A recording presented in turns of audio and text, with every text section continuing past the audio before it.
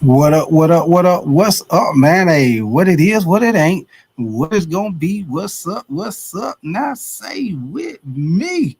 What's going on, man? Appreciate y'all coming through, man. Hey, we're gonna get right to it. Y'all already know how we do it. Um, we're gonna jump right into the AFC South, man. We're gonna do a preview, go through training camp. Y'all know we're gonna do a schedule prediction.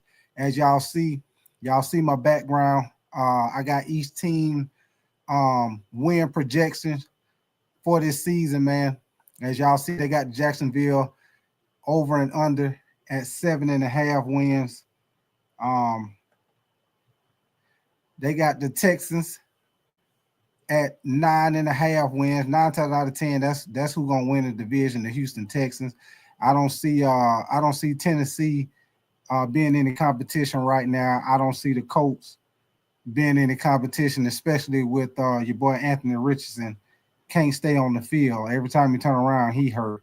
So they got a question at quarterback. Now with Jacksonville, they got Trevor Lawrence, but he played inconsistent last year and he got hurt toward the end of the season. So they got a question mark as far as with Jacksonville, y'all. Now with Tennessee, you already know with Tennessee, man, they dealing with a situation where they got a rookie quarterback with Cam Ward. They also had a shaky offensive line last year, so that's the first thing they got to do is make sure they protect your boy, man. Because if they don't protect your boy, that's gonna be a problem off the ripper. If they don't protect your boy, man. And I'm gonna tell y'all another thing. Even with the Houston Texans, man, it's gonna be real interesting to see how they do with your boy CJ Stroud, man. Him and Geno Smith were like, I think they were tied for like third most sacked quarterbacks in the NFL last year. And they lost their best left tackle, Larry Tunsil, and lost Kenyon Green, which Kenyon Green, he all right at guard. But my thing was, y'all, they was already struggling at the offensive line position. Why would you let go of your best offensive tackle and one of your starting guards? And then you still supposed to compete in the AFC. You know what I'm saying? Now I believe they're gonna run away with their division. But the thing is, when they get into the playoffs, whatever your weakness is, that's gonna be what your problem is when you get into the playoffs. If your offensive line is a weakness, you best believe they gonna attack that weakness when they get to the playoffs. What up with you, Chauncey? Appreciate you coming through. Oh yeah, you already know. Appreciate you coming through. But we're gonna jump right into it, man. And like I say, with Jacksonville Jaguars, man, it's gonna be real interesting to see how they use Travis Hunter, their first round pick. Right now, they're saying, a lot of people were saying that he not gonna be able to play both ways in the NFL like he did in college. But right now, if you listen to what the Jacksonville Jaguars are saying, listen to the coach and everybody, they talking like they're gonna play them both ways. Now, they most definitely not gonna play them both ways the whole game like how they did at Colorado. But they most definitely talking about playing them, giving them some snaps on both sides of the field, man. They most definitely need to give them some snaps at cornerback, man. Because if y'all know, like I know, that was one of Jacksonville's weaknesses last year. They secondary was not good last year, so they most definitely need him to play corner for sure. And teaming him up at wide receiver with Brian Thomas Jr. That's gonna be a nice combination if he turned out to be explosive like he was in college. But y'all know how we do it, man. Y'all give me 1 second. We're gonna jump right into it. Y'all know how we do it, man. We do y'all know we get into looking at what they did in the offseason moves, who they added to the team, who they lost, who they drafted. Y'all know we get into all that. We get into the schedule prediction. And like I say, y'all already see up here. If y'all just coming in here, y'all more definitely make sure y'all double tap the screen for the likes and subscribe to the channel. If y'all enjoying the content, man. As y'all see on my background, each team logo, I got their higher and their projected wins for the season, y'all, higher or lower. They got Jacksonville at 7.5 wins, Tennessee 5.5 wins, over or under. They got the Colts 7.5 wins, over or under, and they got the Houston Texans at 9.5 wins, over and under. And y'all know how we do it, man. I'm gonna go through their schedule and do my own predictions and see if I come out about the same. For the most part, y'all know we've been going through all the divisions. Every time I do the schedule, man, I pretty much be about right on point with what they projected as far as their wins and losses, man. So one thing I want to show y'all right quick before we get into their off-season moves, I want to show y'all this right quick on my screen. This is one thing I want to show y'all, man. Now, for the past, what you might as well say right at 20 years, ever since 2005, y'all, if y'all see my screen, ever since 2005, these have been the division champs over the past 20 years, y'all. These have been the division champs in the AFC South, y'all. And if y'all see, the majority of the times it's been the Indianapolis Colts and the Houston Texans winning the division. You see all the way from 2005, you had the Colts, 2006, the Colts. Matter of fact, the Colts won 3 years straight, 2005, 2006, 2007. And then you see Tennessee Titans won in 2008. Then the Colts came right back and won again in 2009 and 2010. And then the Houston Texans, they won the division 2011, 2012. And then you had the Colts again, back-to-back 2013 and 14. And then you had Houston back-to-back 2015, 2016. And then in 2017, Jacksonville won. And then you go right back. The Houston Texans won again back-to-back 2018, 2019. And then Tennessee won back-to-back 2020, 2021. You know, those were the years with Derrick Henry. If I'm not mistaken, I think A.J. Brown, they're probably around about the last couple of years he was there. 2022, Jacksonville. Y'all know that's Trevor Lawrence. And then the past 2 years with C.J. Stroud, of course, you know, in 2023, C.J. Stroud first year, you know, he had a great year. They went to the playoffs. And then last year, 2024, the Houston Texans won again. So this is the past 20 years, y'all, as far as who have won the division in the AFC South. Just wanted to show y'all that right quick. So y'all see the AFC South most definitely been dominated by the Indianapolis Colts and the Houston Texans. Tennessee, as you see, they've won the division within the past 20 years. They've only won the division 3 times. In the past 20 seasons, Jacksonville has only won the division 2 times. So like I say, division been dominated by either the Colts or the Texans. So just wanted to show y'all that right quick, man. Have a little fun fact with y'all. So we're going to get into the offseason moves, y'all. First team we're going to get into, we'll start out with the division champs, the Houston Texans. We'll start out with them first, man. Y'all give me 1 second. We'll get into their offseason moves. Here we go. Okay, man. So y'all see my screen. Hold on, let me get it straight for y'all. Now, let's look at that offseason move for the Houston Texans, man. So they gave them a B-. CBS Sports, as y'all see, gave them a B- as far as what they did in the offseason. Now, players that they either re-signed or they brought to the team, as you see, they gave Danielle Hunter, their edge rusher, they gave him an extension. Of course, Derek Stingley Jr., which is one of the top cornerbacks in the league, they gave him a big contract extension. Cornerback Jalen Petrie, they gave him an extension. Linebacker Jake Henson, inside linebacker Mario Edwards Jr. Now, additions to the team, y'all, they picked up Christian Kirk, wide receiver from the Jacksonville Jaguars. And I was surprised that Christian Kirk went to Houston Texans because, you know, Jacksonville, that's a division team. They also picked up left tackle Cam Robinson, which y'all know why they picked him up, because they lost Larry Thompson at the left tackle, which Cam Robinson, I mean, he's solid, but he ain't gonna give him what Larry Thompson did. And then they also picked up Chauncey Gardner Johnson. Picked him up from the Eagles, man. Y'all know he most definitely a solid safety. He can play he can cover in the nickel and play safety, man. So I think that was a solid pickup. You know, the Houston Texans got a solid defense, man. Shut down corner. They got Hunter, edge rusher. Matter of fact, they got 2 legit edge rushers. So, you know, Houston Texans, they defense legit, man. Like I told you, it's their offensive line, man. They got to protect C.J. Stroud, man. They got to. So, and they need their receivers to stay healthy, man, because y'all know last year their receivers most definitely were getting hurt, man. What up with your Reptile, man? Appreciate you coming through. What up with your Candy Girl if you're still in here? Reptile, you say what up, Ty? You say everybody having an amazing Sunday. You already know, Reptile. You already know, baby. Everything is good in the hood. So those are the all-season moves. Hold on, give me 1 second, y'all. Hold on. Now, notable losses for the Houston Texans. As you know, they lost Pro Bowl left tackle Larry Thompson, which you know that was a big loss. Your boy don't give up no sacks. I think last year he only gave up like what?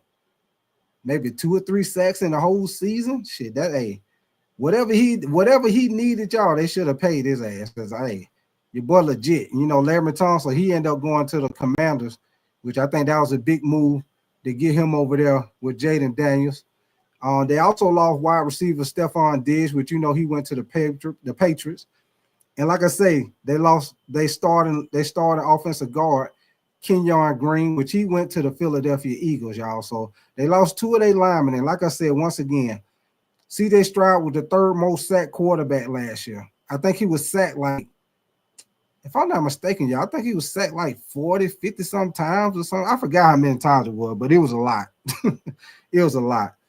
But notable draftees who they drafted, man. They drafted wide receiver Jaden Higgins, which I liked him coming out of the draft. They got offensive tackle, or is it Arante Ursery? I can't pronounce his name, y'all, but y'all see it. Wide receiver Jalen Noel, and cornerback Jalen Smith, man. So those are they draftees that they drafted in the draft. And like I say, you got your losses, who they added to the team, and who they re-signed and kept on the team. So those were the Houston Texans all-season moves. Y'all give me 1 second. Let me get this on my screen. Now, let's get into the little fun part. Y'all know how we do it, baby. Let's get into the little fun part. And look at their schedule, man. Let's look at their schedule and see, do like a schedule prediction, y'all. As y'all see at the bottom of my screen, they got the Houston Texans projected wins on the season, higher or lower, or over or under, whichever one you want to call it. They got them at 9.5 wins. And we're going to look at their schedule, and I'm going to do my own prediction, man, see if I come up with about the same thing.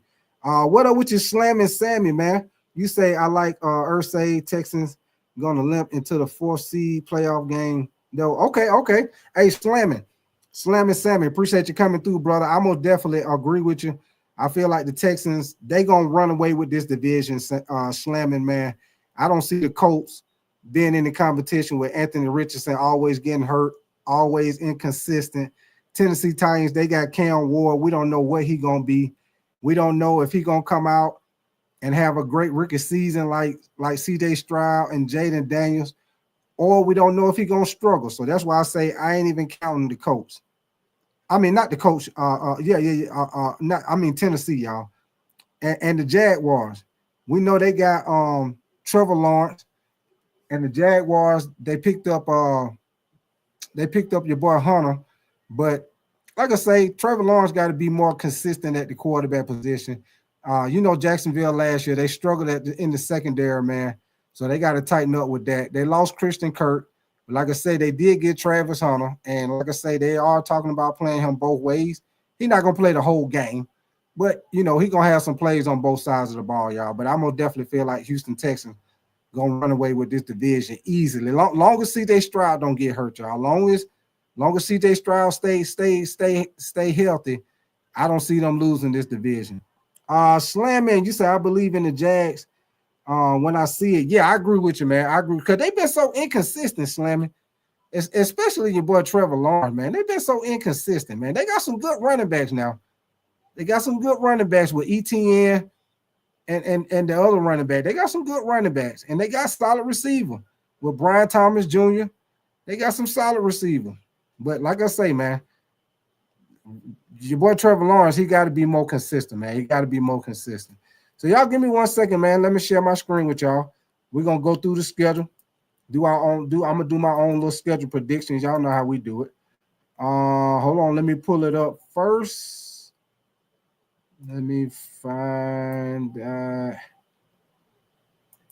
we go, y'all. What up with your Braylon Bunt?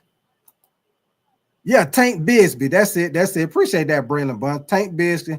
out of Auburn. You know, he came from Auburn University. Appreciate that, Braylon Bunch, man. I couldn't think of his goddamn name for nothing, Braylon. Appreciate that info, brother. Yeah, Tank Bisbee out of Auburn University, man. I think he most definitely is the solid running back. Him and ETN, man. So they got some talent, y'all. They just got to get that thing consistent, man. And they got to. I like they got a pretty good edge. They got 2 good edge rushers. They just got to be better in the secondary, man. They secondary was horrible, like I said. So they got to get better with that, man. You say Joe Mixon is a dog. You say I need to watch Sooner versus Texas Tech 2016 again. Yeah, I hear you, Slamming. Hey, Slamming. Every time I play fantasy, every time I do my fantasy football draft, Slamming, I always try to get Joe Mixon. Because if y'all are fantasy football guys in here, Joe Mixon always get your points. Even when he was Cincinnati, always get your points. He with Houston, always get your points. So, hey, my fantasy football guys, see Joe Mixon, he is a great fantasy football guy to pick up, man. What up with your Rick H. Time? You said the Texans have Nick Chubb and Joe Mixon crazy. I didn't know they had Nick Chubb. Oh, man, I forgot Rick H. Time, appreciate that info, man. I didn't know they picked up Nick Chubb. Oh, shit. You say you got James Cook. Oh, that's a good one. That's a good one, Braylon Bunt. James Cook for Buffalo. Yeah, that's a good one, man. You know, James Cook most definitely stepped up last year, had a great year. Look for him to have another great year. See, Braylon Bunch, those the type of, if y'all do fantasy football, those are the type of running backs that you want to get. A running backs like James Cook. The reason why I say that is you more want to get the running backs that run and catch the ball out of the backfield. Those are the running backs that's going to get you more points when it comes to fantasy football. And another thing y'all got to do, man, when you do your fantasy football draft, don't look at the names. Fuck the names. Draft the people that get points. Draft people who get you consistent points. Fuck the name. Because sometimes you draft for names and those guys don't always get you points like they're supposed to. Get guys that get points. And running backs that run the ball and catch the ball out of the backfield, those are the best running backs to get for sure, man. H-Town, you say Nick Chubb, Wash, you crazy? Yeah, Nick Chubb done had a lot of knee injuries, man. You know, at one time Rick H-Town, you know that last knee injury he had, Rick H-Town. You know, at one time they were saying that he wasn't gonna play no more. That's why I was surprised, Rick H-Town. That's why I said I didn't know that he was on the Houston Texans team, because last time I heard they was talking about he might not play again. You know, because he done had a couple of knee injuries now, man. Slammy, you say Nick Chubb is a running back 2 doing power halfback plays, basically dude on the goal line or 4th and 1 plays. And Braylon Bunch, you say, and oh boy, hey, that's nice right there, Braylon Bunch. That's nice. That's nice. You got James Cook and David Montgomery. That's a good one. Them 2 solid running back. Both of them gonna get you points. Yeah, them 2 good running back, Braylon Bunch. I like that. I like that for sure. Yeah, me too, Reptile. I can't wait till preseason done neither, man. Yeah, man. I can't wait till the season start. Hey, I can't wait. Hey, Reptile, I don't know if you watch college football, but I can't wait for goddamn college football to start, man. Man, it's gonna be some good ass games that first week. That first weekend of college football, it's gonna be some good games. Good games. What up, Mick Swagger, man? You say Chubb a good situational back. Appreciate you coming through, Mick Swagger, for sure, man. All right, man. Let's get to this schedule for the Houston Texans. What up with your Brent Langley? You say which player is your favorite, and would you get his name tattooed on your neck? Hell no. Hey, Brent Langley. Yeah. I got a favorite player, but he ain't that goddamn favorite. Hey, Brent Langley, I ain't even put my wife's name on my neck. Hell no. I ain't even put my own goddamn name on my neck. Fuck that. I ain't even put my own name on my neck. I most definitely ain't finna put nobody else's name on my goddamn neck, Brent Langley. Now that's some bullshit right there. You got to be trolling on that, Brent. You most definitely got to be trolling. Ain't no way in the hell. No way in the hell I would ever get anything tattooed on my neck. Hell no. I ain't even attempting to tattoo anything, let alone somebody else goddamn name or face. Fuck that. I ain't even putting my own name on my neck. Fuck that. For sale, you put his name. Hell no. Hell to the no. What the how that song go? Hell to the no. But here we go, man. Let's get to the nitty gritty, baby. Let's get to the schedule for the Houston Texans. And like I say, y'all see they got the Houston Texans at 9.5 over higher or lower, over under, whichever one you can call it. But I'm gonna see how I do as far as my own little predictions, man. Mick Swagger, let me see what you say.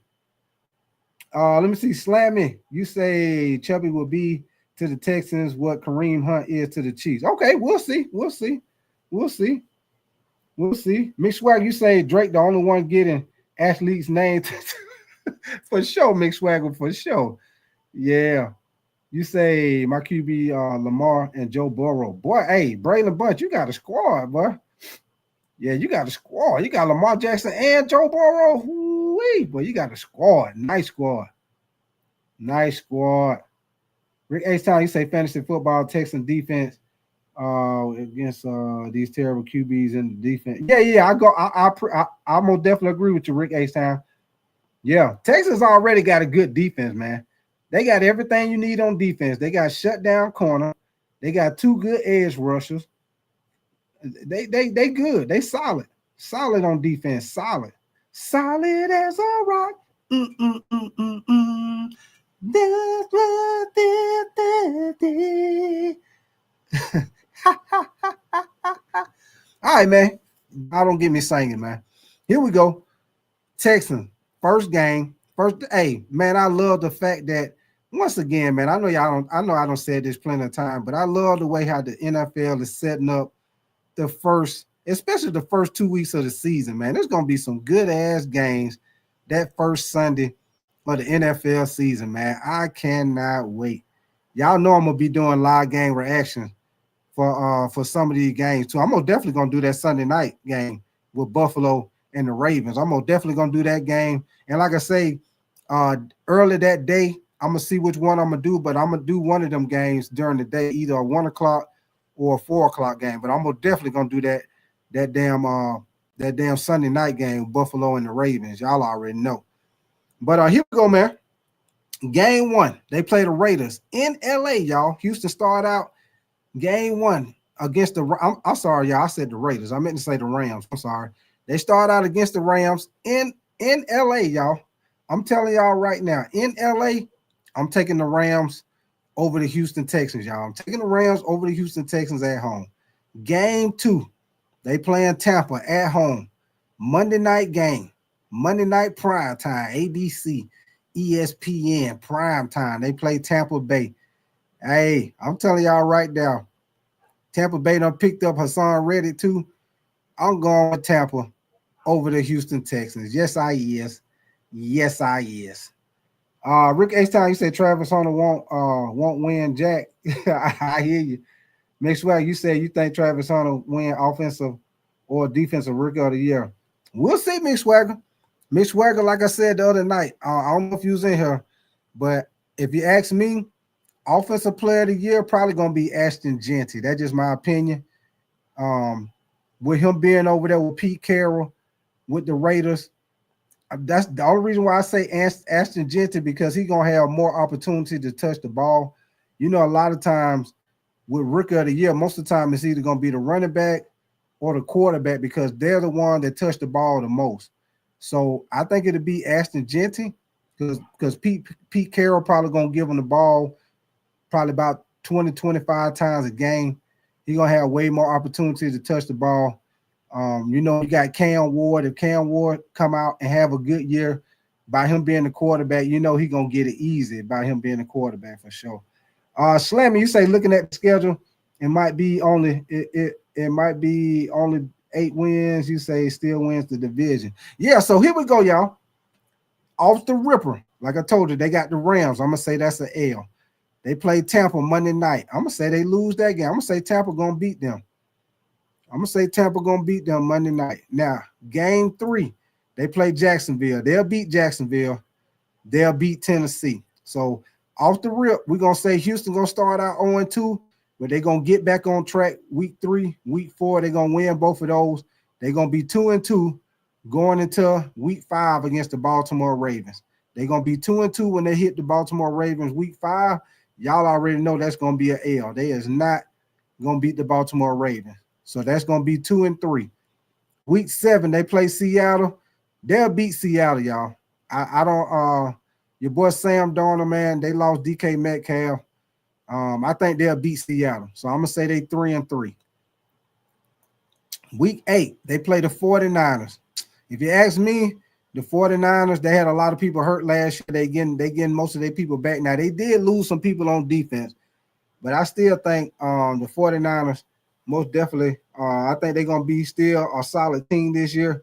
Will they be a playoff team? I don't know, but I still think they'll be a solid team, especially with Christian McCaffrey running the ball. You still got George Kittle. You still got a pretty dominant offensive line. Still got a pretty dominant defensive line. Still got your linebackers. Now you lost your shutdown corner, and I think they lost one of their safety too, y'all. But I'm gonna say they beat the 49ers, y'all. I'm gonna say they beat the 49ers. They're gonna lose to Denver. That defense for Denver ain't gonna be no joke. They're gonna lose to Denver. They're gonna beat Jacksonville. They're gonna beat. I'm gonna say, y'all know what? Matter of fact, y'all, I'm gonna say, I'm gonna say they sweep Tennessee. I'm gonna say they split with Jacksonville, and I'm gonna say they sweep the Colts. I'm gonna say they sweep the Colts, sweep Tennessee, split with Jacksonville. So this game right here with Jacksonville at home, I'm gonna say they win. They're gonna beat Tennessee. They're gonna lose to Buffalo week 12. They play the Colts week 13. They playing at the Colts. I'm gonna say they beat the Colts, man. And until I see Anthony Richardson play consistent football, I'm gonna say Houston gonna sweep the Colts until I see Anthony. First of all, I need to see Anthony Richardson do 2 things. I need his ass to stay healthy, stay out that goddamn blue tent, and we need him to play consistent. We need him to play better ball, play consistent. Until I see him do that, I'm gonna say the Texans gonna sweep the Colts. So I'm giving the Texans this win right here. Now, week 14, they play Kansas City. That's gonna be an L. Week 15, they play Arizona. That's gonna be a good game. I think Arizona gonna be better this year. But I'm gonna say Houston beat Arizona. They're gonna beat the Raiders. They lose to the Chargers. And that last game, they're gonna beat the Colts that last game. Let me see what y'all saying.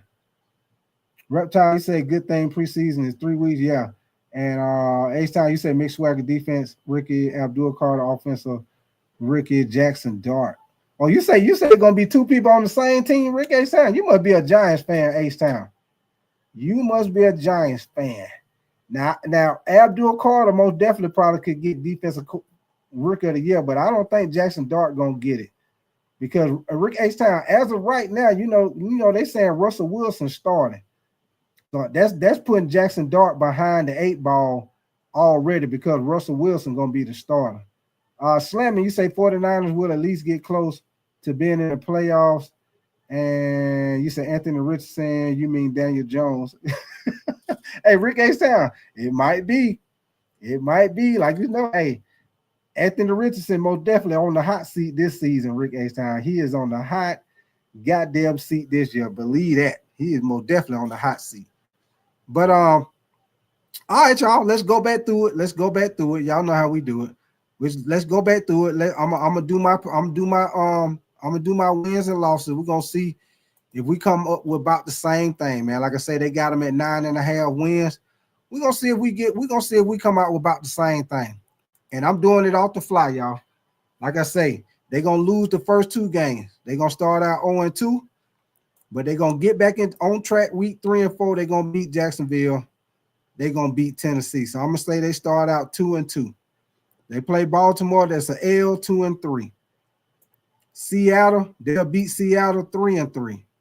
49ers, I'm gonna say they beat 49ers 5-3. They're gonna lose to Denver 5-4. They'll beat they're gonna split with Jacksonville, so they're gonna lose this one 5-5. They're gonna sweep Tennessee 6-5. Lose to Buffalo 6-6. Beat the Colts 7-6.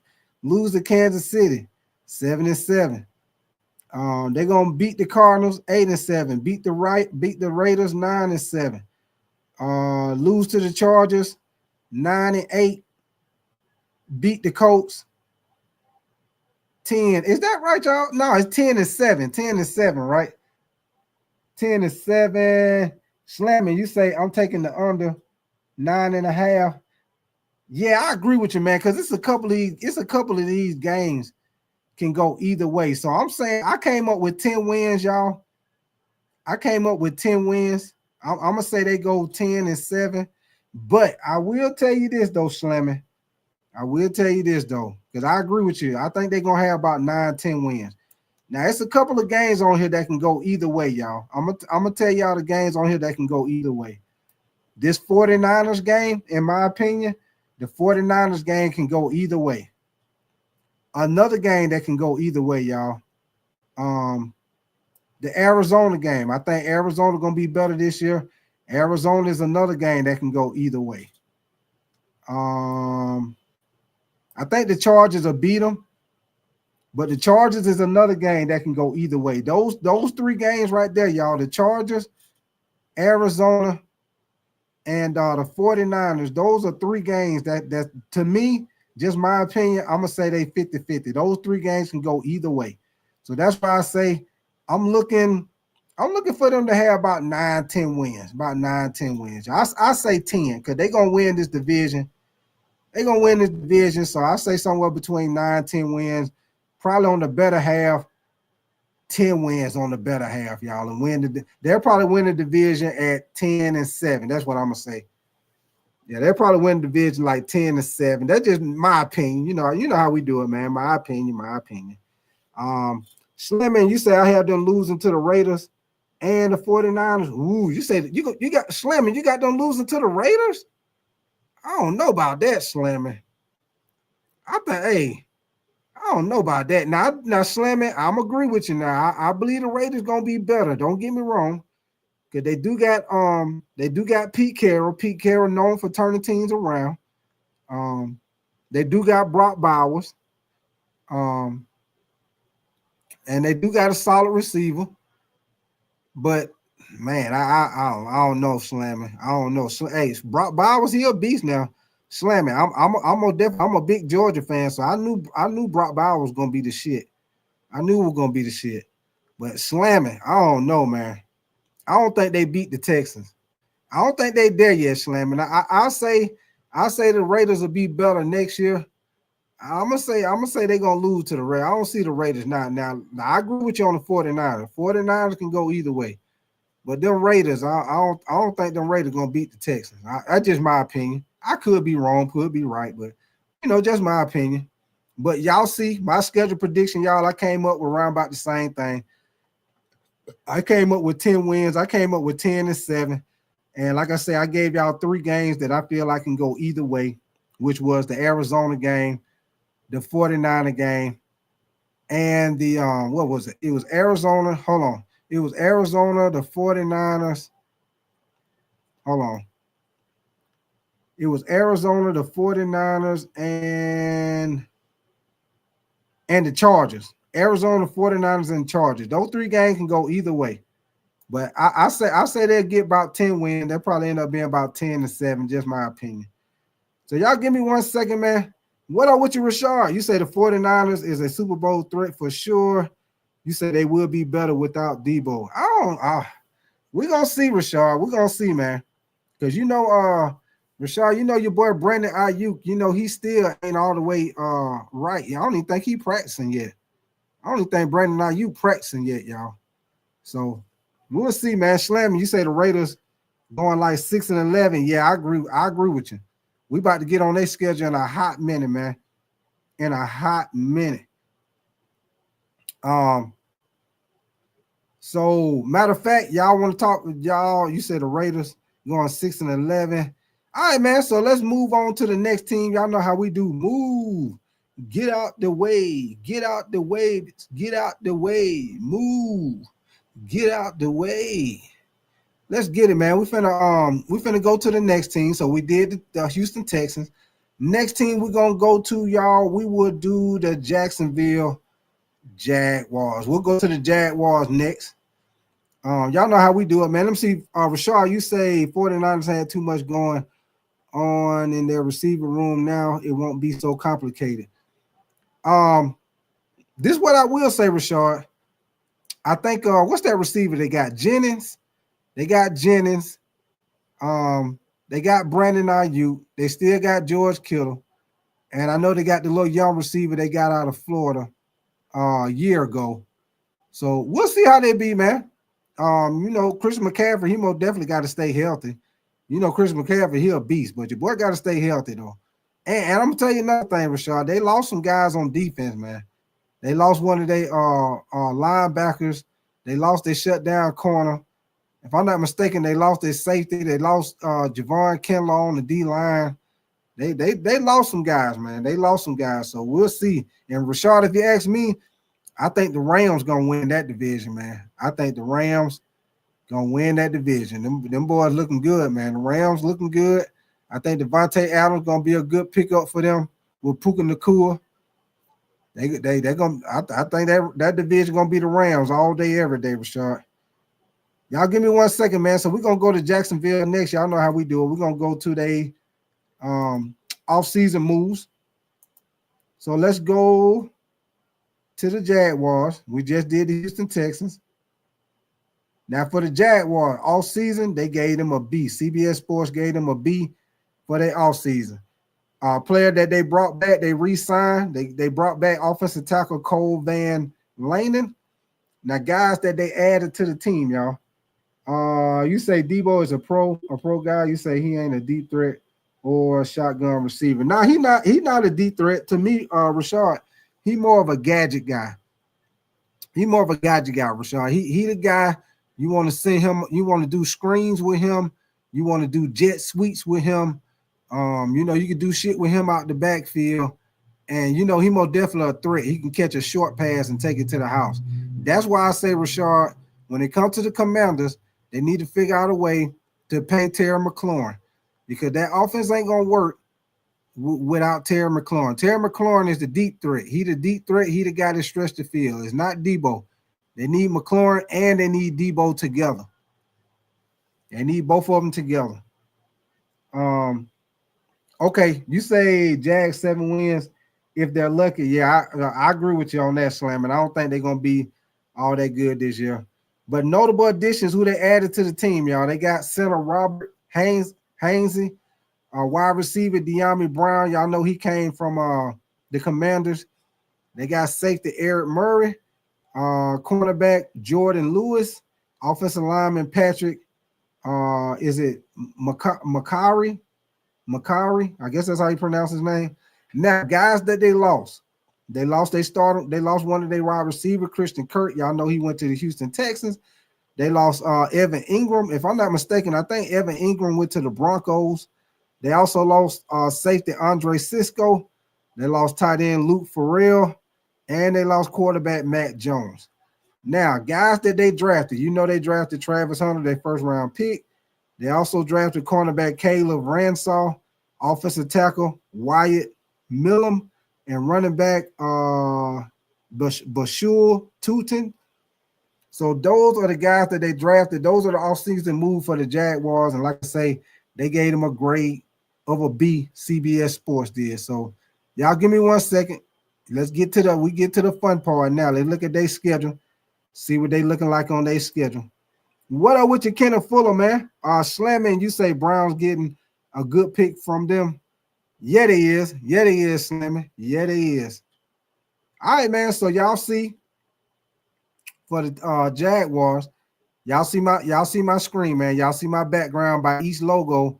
I got their I got their win predictions, which they got them predicted at 7.5 wins for the over and the under. 7.5 wins over and under, y'all. Slammy, you say they did better in the draft than the offseason. You say B is a little high for that grade. Okay. Appreciate that, Mick Swagger, man. Appreciate that membership. Appreciate that, Mick Swagger, for sure, man. Appreciate that, brother. Rolo Hendricks, what up with you, man? You say big bulls. You say big bulls in the hole in this hole. Okay. You say big bulls in this hole. I hear you, Rolo. Appreciate you coming through, Rolo Hendricks, man. Shout out to you, brother. All right, man. So let's get to the good part, man. Let's get to the nitty gritty. Let's get that schedule up. Get that schedule up for the Jaguars, man. So here we go. First week, y'all see my screen. You got the first week they play the Carolina Panthers. Y'all know that's my team. Y'all already know what I'm going to say. First game of the season, they play the Carolina Panthers. I think Carolina Panthers are going to be better this year. We made some moves. Our defense is going to be way better. Y'all know our defense was one of the worst teams last year. I hate to say it. I'm a fantasy football guy. I do DraftKings too. So every week last year, I hate to say it about my team, but I got to be honest. Last year, every time a running back went against the Carolina Panthers, I most definitely picked him because I knew he was going to get over 100 yards. I knew he was going to get over 100 yards and 1 or 2 touchdowns. But this year, I think it's going to be totally different, man. We made some moves to shore up the defensive line defense. So if you ask me, Slammy, you said L. Yeah. I'm going to say Carolina beat them. That's an L. Week 2, I'm going to say they lose to the Bengals. L. Week 3, they play God damn. Yeah, slamming. Yeah. Hey, boy, look at their schedule, boy. God damn. Look at their fucking schedule, man. Man, Mick Swagger, let me see what you say. You say Carolina spent some money this offseason. Yeah, they did, Mick Swagger. Yeah, they did, brother. Man, look at their fucking schedule, man. Good Lord. Look at these first 7 weeks, man. Look at the first, man, matter of fact, look at the first 11 weeks, y'all. Look at the first 11 weeks. Now, they play Carolina. We know they ain't a playoff team, but I still say Carolina going to whoop their ass. Yeah, Chauncey, you say the Jags got it bad. Yeah, Keith, you say the Washington Commanders. Appreciate you coming through, Keith. Y'all most definitely going to be on and popping this year, baby. Y'all going to be on and popping. Y'all signed Larry Tunsil. Y'all going to be on and popping, man. Yeah, hey, Keith, y'all better get your boy Scary Terry signed, though. This shit ain't going to work without your boy Scary Terry. So, week 1, L. Week 2, L. Against the Houston Texans, L. Week 4 against the 49ers, L. Week 5, Kansas City, L. Week 6, Seattle. Now, they might be Seattle, y'all. I'm going to tell y'all right now, I don't think Seattle going to be as good. I don't think they're going to be as good this year, especially with them losing Geno Smith, losing DK Metcalf. They also lost their other receiver. Seattle offensive line had struggles last year. So we'll see how Sam Darnold do, man. Sam Darnold was on Minnesota team where he was surrounded with talent. Now he going to a team where he ain't going to be surrounded by talent like that. I'm going to say they get their first win right here against Seattle, y'all. I'm going to say Jacksonville get their first win. So they're going to start out 0-5. They get their first win against Seattle, 1-5. They're going to lose to the Rams, 1-6. Then they get their bye week. They come back and play the Raiders. Now, this game right here against the Raiders, this is one of them games that can go either way. This is one of them games that can go either way against the Raiders. But I'm going to say they beat the Raiders, y'all. So we're going to give them 2-6. 2-6. I'm going to say they beat the Raiders, 2-6. Week 10, they play the Texans. That's an L, 2-9. Week 11, the Chargers, L, 2-10. Week 12, they play the Cardinals. Oh, they play the Cardinals. I think this is a game that can go either way. I'm going to give them the win right here. I'm going to give them the win against the Cardinals. Even though I think the Cardinals going to beat them, I'm going to give them the win right here. So we're going to say 3-8. Then they play Tennessee. They'll beat Tennessee 4-8. The Colts, they're probably split with the Colts. So this first week, I'm gonna say they beat the Colts 4-8. They're gonna lose to the Jets 4-9, lose to the Broncos 4-10. Let me see. Then they'll beat the Colts 5, and then Tennessee split with them. Yeah, so I say about 6 games, y'all. I'm gonna say they win about 6 games. So somebody said 6-11. Who would that say 6-11? John? Yeah, John, I agree with you, John. About 6-11. That's what I say. Mick Swagger, you say they're gonna be 1-6 going into the bye week. Yeah, they is, Mick Swagger. That's what I'm looking at, man. Slammy, you say Seattle gonna be like bad. Yeah, man. I'm gonna say they're gonna be like 1-6 going into the bye week, y'all. So my prediction now, as y'all see, they got them projected as far as over under. They got them at 7.5 wins. Now I'm looking at their schedule, y'all. I'm saying 6 wins, y'all. I'm saying 6, maybe 7. I'm saying 6, maybe 7. Because it's 1 or 2 games on here that can go either way. Chauncey, you say the Jags got a losing season coming up. Yeah, they do, Chauncey. What up with your Stiff Richard, man? Appreciate you coming through, brother. You say Kyler Murray might have something to say about that. Yeah, I agree with you, Stiff Richard. They gonna be better, man. They gonna be better. Yeah, Stiff Richard. They probably ain't gonna beat Arizona, man. I was just trying to give Stiff Richard. I was trying to give them a win so it don't look too bad. But they probably ain't gonna beat Arizona neither, man. Arizona gonna be better this year. They gonna be better, man. Yeah, for sure. It can, John. It can. Even though it's my team, and I'm being a little biased, but to be honest with you, it can go either way, John. Especially because with my team, man, it all depends on what Bryce do. You know what I'm saying? We don't know what Bryce gonna do. Like he ended the year on a good note, but we got to see if he started the year on a good note. So that is kind of like a toss-up because we don't know what we don't know if Bryce gonna come up, gonna continue to play like he ended the season, or if he gonna come out and start up shaky like he been doing. But I'm gonna be biased. So I'm gonna say my team gonna whoop their ass. But if you be honest about it, John, it could go either way. I agree with you. It could go either way. So I agree with what they got. They got Jacksonville at 7.5 wins. I say probably about somewhere between 6 to 7 wins, y'all. That's what I'm looking at. I'm gonna say 6, maybe 7. Hey, you know how when you play spades, you be playing spades with your partner. Well, hey, how many books you got over there? Shit. I probably got about 6 in a possible. Okay, we good. I got 3. Yeah, I got 6 in a possible. Yeah, I got 3. We good. Yeah. We finna run the table on their ass. Yeah, we finna run the table on their ass. But yeah, man, that's it right there, man. Stiff Rich, you say or Denver. So that's my prediction, man.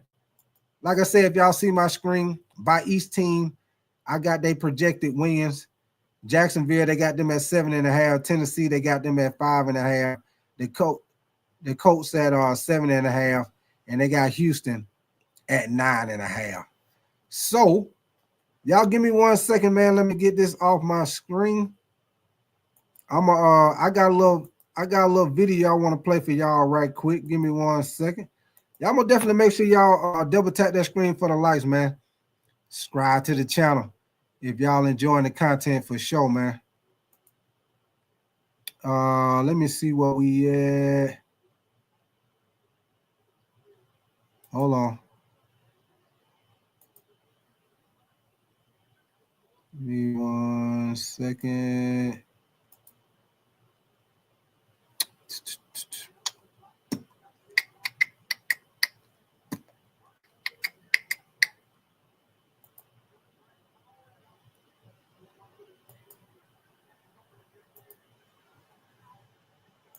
back and forth the other day in Kansas City. I'm with Mike G. But Tom, this is serious travel, man. I mean, he'll live. I know, but it's the stops are there. And to be clear, Tom has not been late for one show so far during ITC. Not even one missed hit so far, Yammer. The tread is not exactly long out there on those tires of the motorcycle at this point. Welcome inside with the Insiders, Tom Pellicero and Mike Garafolo as well. Big news over the past couple of days. Micah Parsons, in a lengthy statement on social media, officially requesting a trade from the Dallas Cowboys. This in the aftermath of months of on and mostly off conversations about an extension that would make Parsons the highest paid non-quarterback in NFL history. You knew when Parsons took to social media with that it would not be long before Jerry Jones responded. And indeed, yesterday, Jerry did. I love these guys. Frankly, I could be any place in the world. And I want to be right here. I want to be right. Hey, what I always tell y'all what Jerry be saying every time they talk to him. I love CeeDee Lamb, and I love Michael Parsons. Well, what the first thing he say, y'all? I love these guys. I love them. We want them to have that star on his helmet. We want him to be here for his entire career. Out here with camp, I enjoy these players. I enjoy Micah. But as always, in any relationships, there are different moods at different times of your relationship. That's what it is. Don't lose any sleep over. So just to be clear, that's the one thing I would say to our fans. Don't lose any sleep over.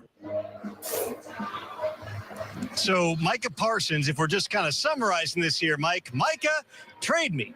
Jerry, no.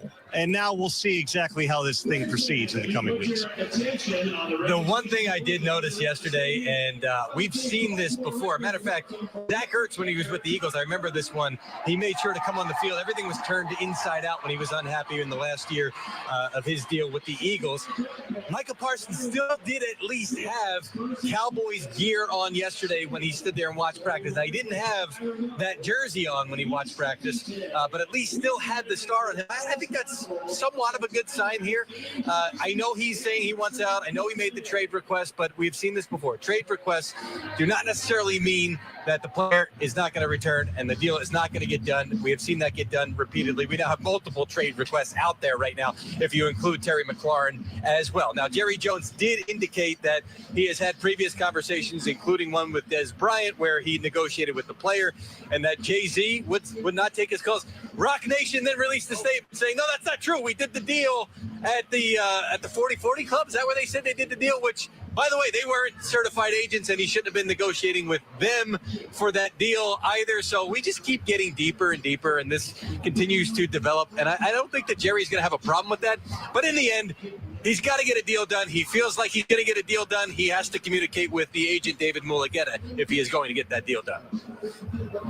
And as our Jane Slater reported on Friday night, there's not been one formal offer in writing extended throughout the course of this process. Again, the Cowboys do things differently than most other teams in the NFL, including the owner/GM negotiating directly with players. But Micah Parsons also said in that statement, I no longer want to be held to negotiations that occurred without my agent present. Again, we'll see if this causes engagement or if it continues to proceed with Micah Parsons being a very visible reminder of the last big thing on the to-do list for the Cowboys as this training camp rolls on. Meanwhile, there's one big thing left on the Buffalo Bills to-do list. That is running back James Cook, who has been in contract negotiations through his agent Zach Hiller dating back all the way to the spring. The Bills, of course, got a bunch of their other players locked up in the offseason. Greg Russo got a new deal. Christian Benford got a new deal. James Cook was a priority, and the sides have been engaged. From my understanding, they have not been that far apart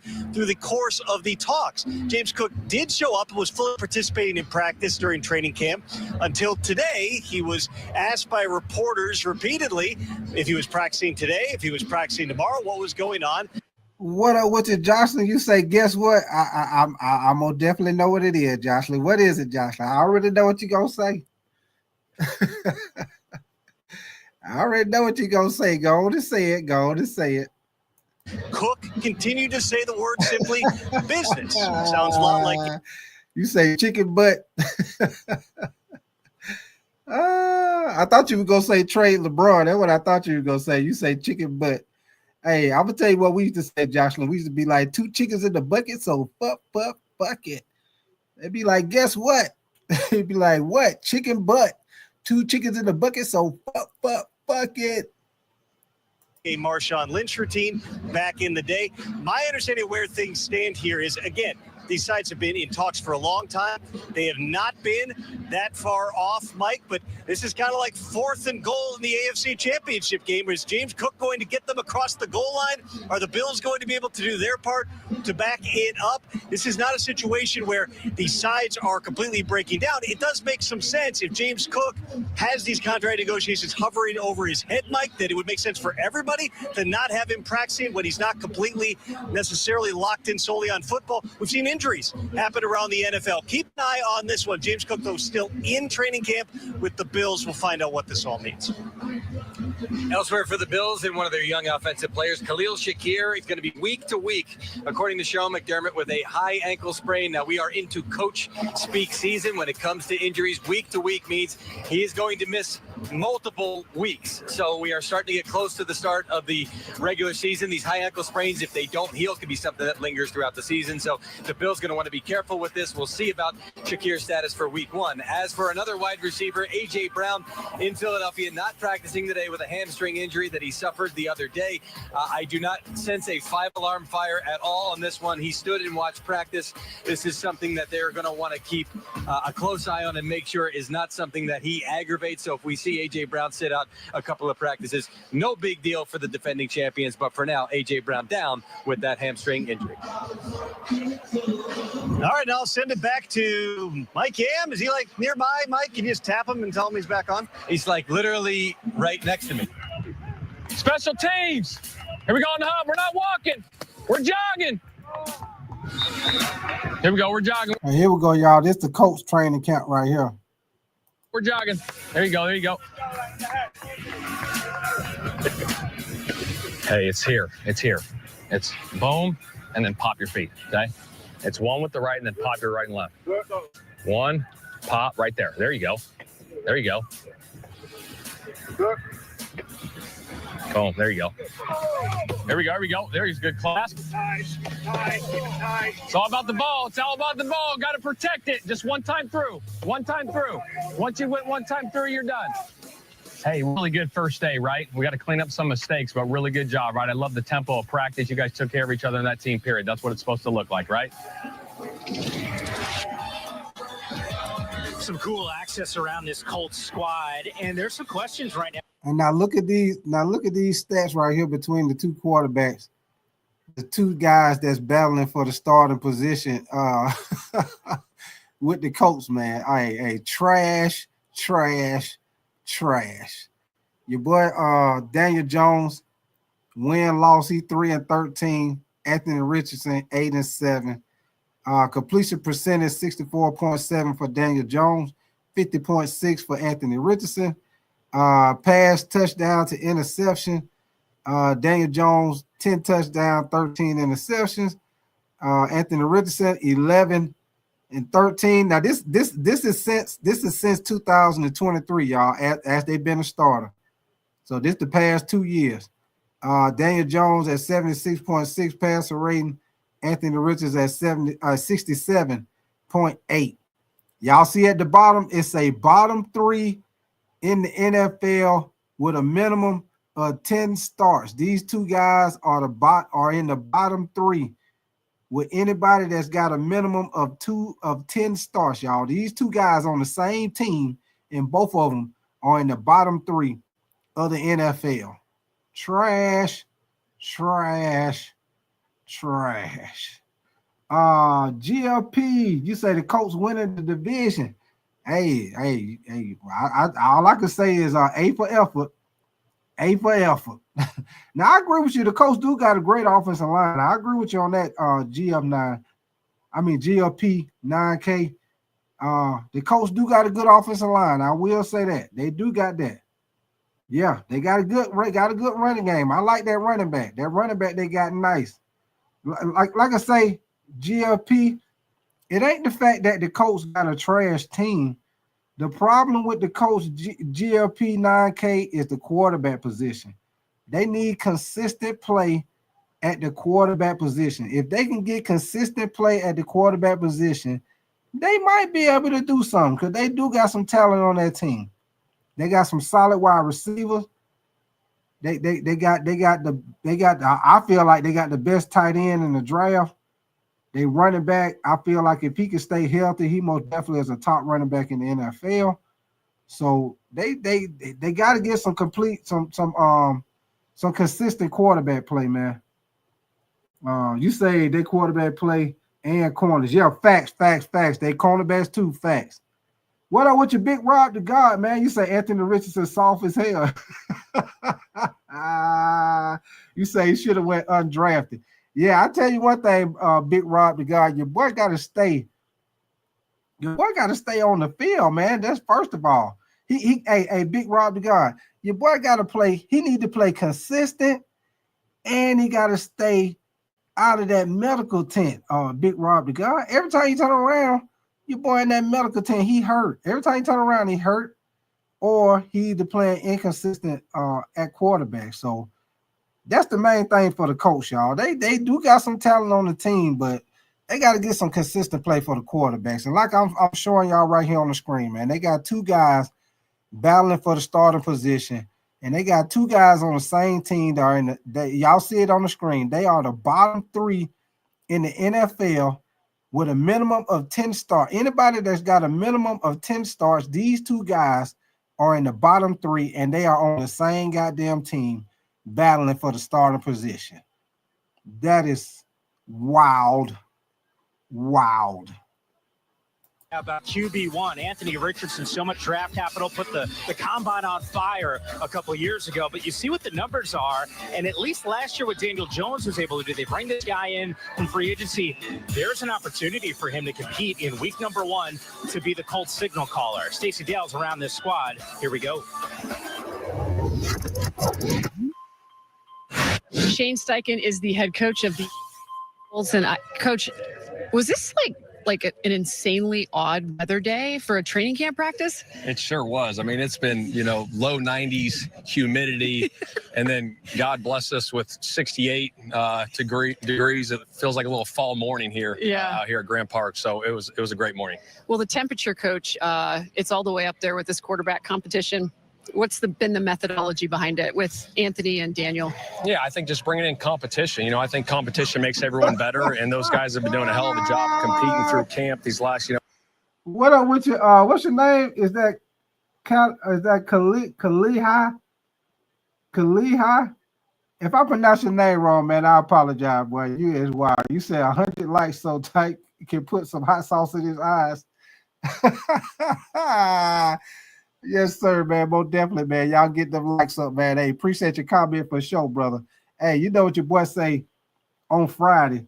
You know what your boy Ice Cube daddy say on Friday. Put some hot sauce on my burrito, baby. Yeah. Put some hot sauce on my burrito. Put some hot sauce on my burrito, baby. Yeah. Your boy in the truck just singing. It's a hot sauce on my burrito, baby.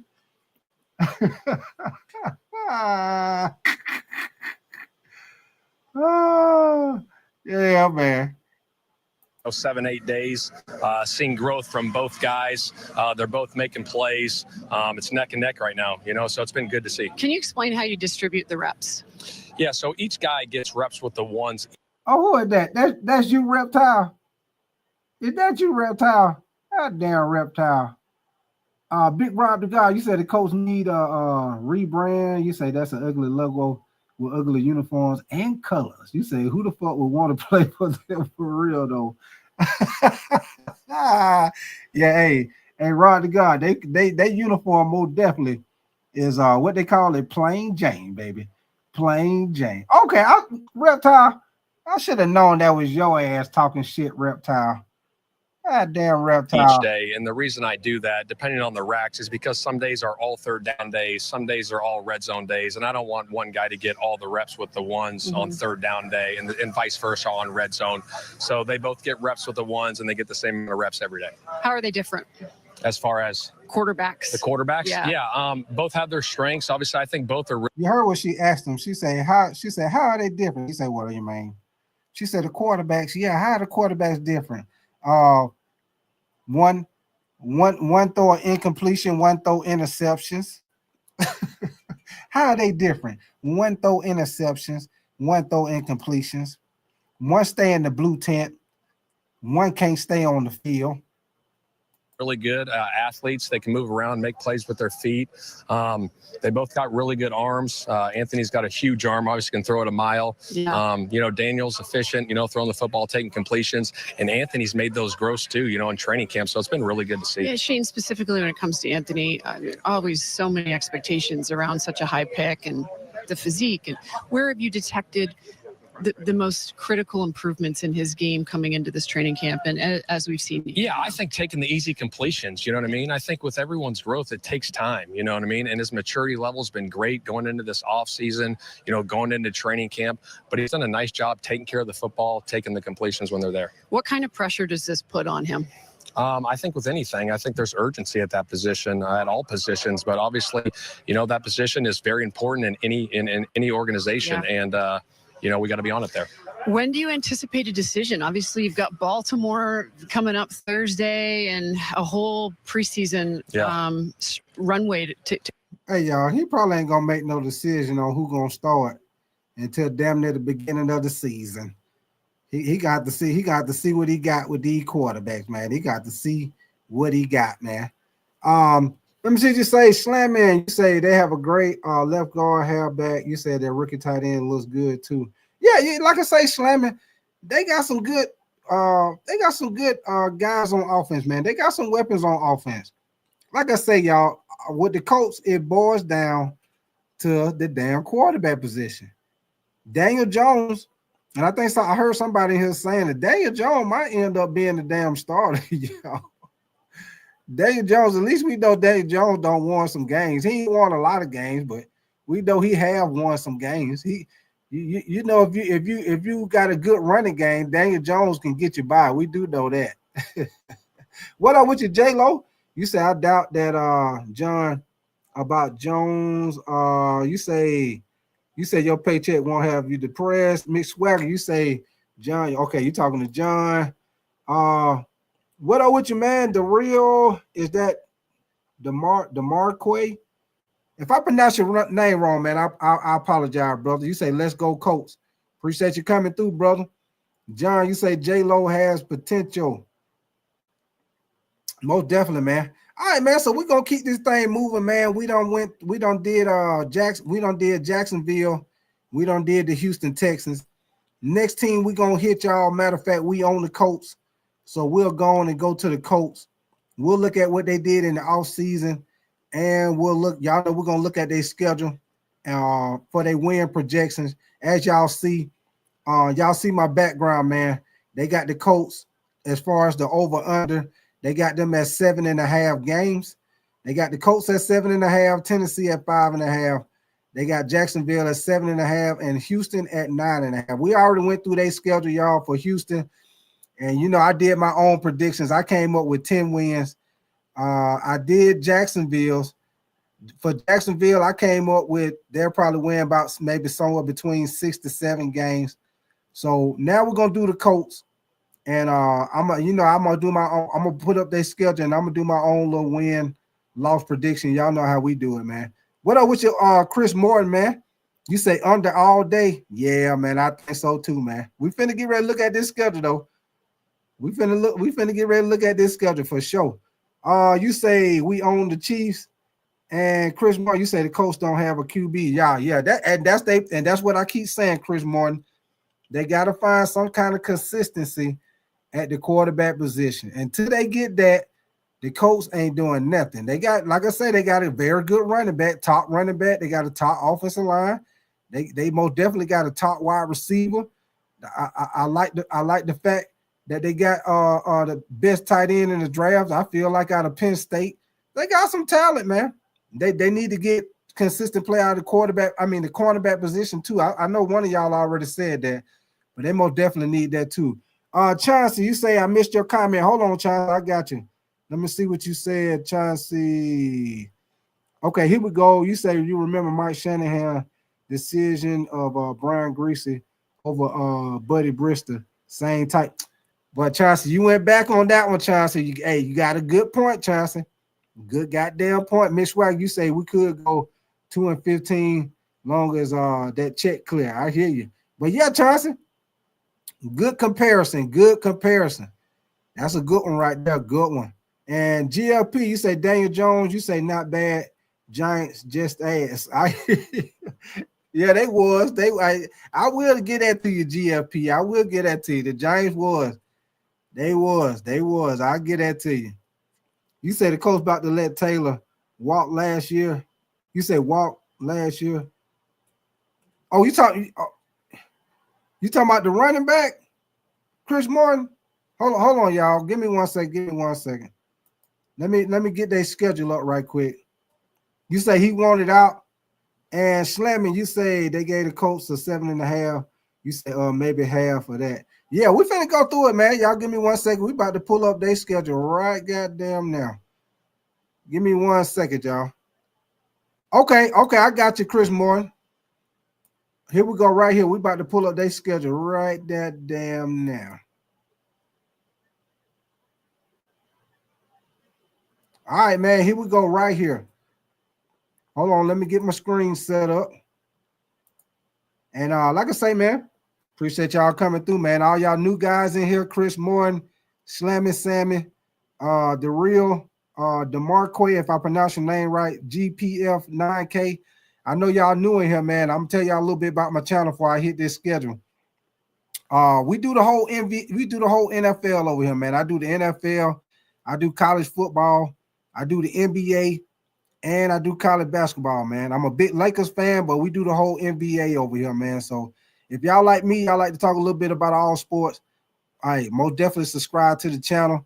Double tap that screen for the likes, man. I will be doing live game reaction all through the NFL season, college football season also. Y'all know when basketball season start back up, y'all already know I'm gonna be doing the Lakers game. So hey, we on and popping, baby. We is on and goddamn popping. You already know.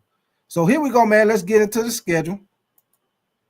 Like I say, they got the Colts.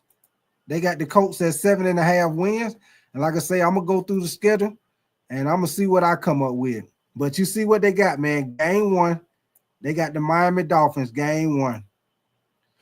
Right now, y'all, because of the fact that we don't know what the Colts gonna be at the quarterback position, I'm gonna say they lose to Miami, y'all. I'm gonna say Tua come in there with Tyreek Hill, Jalen Waddle. I'm gonna say them boys get the win. I'm gonna say they start out 0-1. They most definitely gonna lose to Denver week 2, so that's 0-2. Like I told y'all, I believe they're gonna split with Tennessee. I believe they'll split with Tennessee. So I'm gonna say they at Tennessee week 1. I'm gonna say they beat Cam Ward week 1. I'm gonna say Cam Ward, he a rookie. I'm gonna say they beat Cam Ward. They good enough to beat Cam Ward week 1. So they're gonna start out 1-2, y'all. I mean, I'm sorry. They're gonna They're gonna start out 1-2. Week 4, they play the Rams. That's a loss, 1-3. Week 5, they play the Raiders. That's gonna be a good one. But I'm gonna say the Raiders beat them, man. I'm gonna say Pete Carroll and the Raiders beat them, man. 1-4. They play Arizona. They're gonna lose to Arizona 1-5. Lose to the Chargers 1-6. Matter of fact, let me see. They play Tennessee week 8. They playing at home. I'm gonna say you know what? Matter of fact, we don't know what Cam Ward gonna be, so I'm gonna say they sweep Tennessee because we don't know what Cam Ward gonna be. They're gonna lose to Pittsburgh week 9.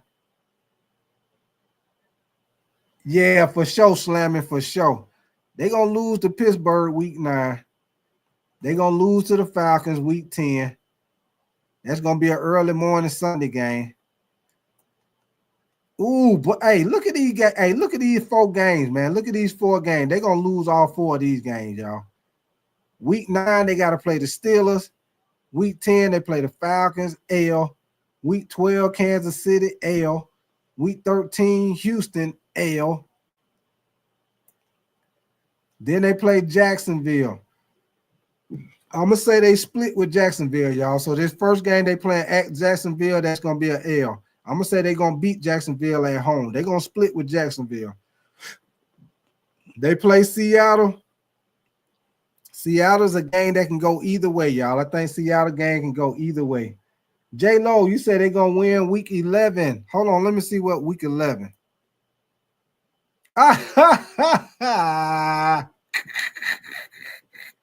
Yeah. They both definitely gonna win that week, J-Lo. That's a bye week. Yes, sir. They're gonna win all day long on week 11 for sure, baby. That's gonna be a big W. That's gonna be a big one, J-Lo. J-Lo said they gonna win on the bye week for sure, baby. Man. All right, man. So they play Seattle. I'm gonna say I gotta give them a win. I gotta give them a win, y'all. So I'm gonna say they beat Seattle. They're gonna lose to the 49ers. Like I told you, they're gonna split with Jacksonville, so they're gonna beat Jacksonville at home, and they're gonna lose to the Texans the last game of the season. So let's go back through it, y'all. Let me go back through it and do my see how many wins and losses I say. So, like I told y'all, first three games they're gonna start out. Like I told y'all, I think they're gonna sweep Tennessee. We don't know what Cam Ward gonna do. Until I see what Cam Ward gonna do, I'm gonna say they sweep Tennessee. Even though their quarterback play ain't that good, I'm gonna say they sweep Tennessee because we don't know what Cam Ward gonna do. So I'm gonna say they start out 1-3 the first 3 weeks. They're gonna start out 1-3. They lose to the game. I mean, they lose. 1-2, y'all, not 1-3, 1-2. They lose to the Rams 1-3. Lose to the Raiders 1-4. Lose to Arizona 1-5. Lose to the Chargers 1-6. Beat Tennessee 2-6. Lose to the Steelers 2-7. Lose to the Falcons 2-8. Lose to Kansas City 2-9. Lose to Houston 2-10. Like I said, they're gonna split with Jacksonville. So they'll lose that first one in Jacksonville, 2-11. They'll beat Seattle 3-11, lose to the 49ers, 3-12, beat Jacksonville 4-12, lose to Houston 4-13. All right, man. That's my projection right there, y'all. 4-13 for the Colts, y'all. 4-13. Now, y'all know how I do it, man. I'm gonna go through and I'm gonna tell y'all a couple of games that could go either way. They'll Now, even though I said they'll sweep Tennessee, Tennessee because it's a division game. John, you say 6-11. Yeah, I'm gonna tell y'all like this, man. Now, Tennessee, even though I said they'll sweep them because of Cam Ward, it is a division game. You know, a lot of times in your division, most of the time they split. It don't even really matter how your team is. For some reason, you know, in the division, a lot of times everybody pretty much split in the division. So this Tennessee game, this could go either way. It could be a split. So that could be an extra win depending on Tennessee. Another game that could go either way is the Raiders. The Raiders game could go either way.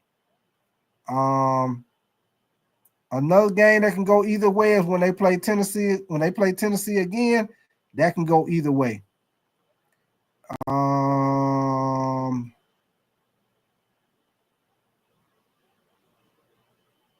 The Seattle game. Seattle game is a game that can go either way. And that's about it, y'all. So they got a couple of games that can go either way, which would be Seattle and both of the Tennessee games. The two Tennessee games can go either way. the Seattle game, and the Raiders game. Those are a couple of games that can go either way. But yeah, John, I agree with you, man. I see them having somewhere between 4 to 6 wins, y'all. Somewhere between 4 to 6 wins with this damn schedule. About 4 to 6 wins. Just my opinion. Y'all know how I do it, man. Hey, could be right, could be wrong. But yeah, I say about 4 to 6 wins, somewhere around in there. You say they beat them both times last year. John, you say the Colts defense not bad. You say I'm taking the cover. You say I'm taking the cover on the Steelers game. And J-Lo, you say Chris Berman screams, and that's why they play the game. Slim and Sammy, you said the Colts are just a worse version of the Raiders. For sure. All right, man. I know some of y'all went in here earlier when I first showed this, but I'm going to show y'all this right quick, man. This right here. This right here is the past, the last, you might as well say 20 division champs for the AFC South, y'all. These are the last 20 division champs, y'all. As y'all see, this is from the year 2005 all the way up until last year. And as y'all see, man, the early part, the Colts pretty much dominated. And the later part is pretty much been the Houston Texans. Tennessee have won the division a total of 3 times within the past 20 seasons, and Jacksonville has won the division 2 times. All the rest of them been pretty much dominated, as you see, by the Houston Texans, and the first probably 10 years, the Indianapolis Colts, y'all. So there you go right there. Give me 1 second, y'all. What up with your goated? What is that? Let me see your name. Is your name goated? Is that Leangelo? Appreciate you coming through, man. You said 2017 Blake Bortles. Yeah, I remember that doggone Blake Bortles. Hey, that's when they had that defense. That's when they had they had that defense back then with Blake Bortles. But y'all know Blake Bortles couldn't get him. He couldn't get him over the hump, man. But they had talent all around the board. But they had that 5 defense though, goated. 5 defense, man. They just couldn't do. They didn't have a lot on offense because your boy Blake Bortles, man. But yeah, they had that defense for their ass. Yeah, Jacksonville for sure. They had that defense for your ass for sure, man.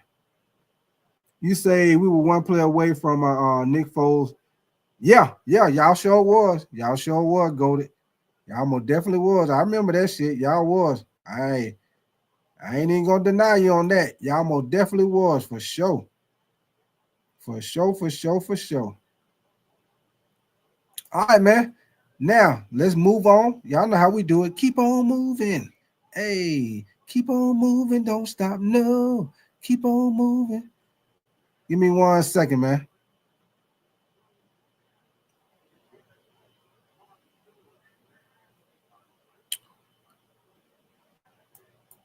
All right, man. Now y'all know we got to go to the last but not least.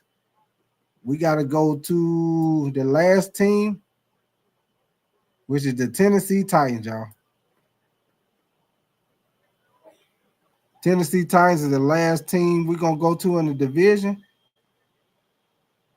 Now we're gonna look at the players that they retained, which was inside defensive lineman Sebastian Joshua Day. Now these are who they brought back to the team, who they lost, and who they signed, who they drafted, everything, y'all. These are all season moves. And as y'all see, CBS Sports gave Tennessee Titans a C+ grade. Now, notable additions who they added to the team, y'all. They got offensive tackle Dan Moore Jr. They picked up linebacker Cody Barton, offensive lineman Kevin Zittler, interior defensive lineman Draymond Jones, is safety Xavier Woods, and wide receiver Tyler Lockett. Y'all know Tyler Lockett used to be with the Seattle Seahawks for all those years. Notable losses, they lost Harold Landry, edge Harold Landry. They also lost linebacker Kenneth Murray and they lost wide receiver Nick Westbrook. Is it Eichenheim or something? I can't pronounce. I don't want to mess up his last name, y'all. Now, notable draftees, who they drafted. You already know their first round pick was Cam Ward. They also got edge Ola Wafame. Y'all know I'll be messing up folks' name. They also got safety Kevin Winstrom Jr. They also got wide receiver is that Chimore Dyke and tight end Gunnar Ham. Y'all know that's old boy from Texas. I like that tight end coming out of college, old boy from Texas. He most definitely is a very good receiving tight end, y'all. Very good receiving tight end. So let's get to the fun part, y'all. Let's get to that old schedule. Get to that old schedule for the Tennessee Titans. Let me see you say go to you say Kenya. Okay, appreciate that, brother. Appreciate that. You say GLP, you say gotta be trolling Colts. Gonna be so ass. You say we're gonna see when it gets to the Colts editions. You say Tyler Warren might be a dog though. Yeah. Tyler Warren gonna be Tyler Warren gonna be a beast, man. He gonna be a beast. If you ask me, Tyler Warren, I think he gonna be similar to your boy who played with the Patriots, the tight end for the Patriots, or with Tom Brady. Y'all hold on 1 second, y'all. Hold on 1 second.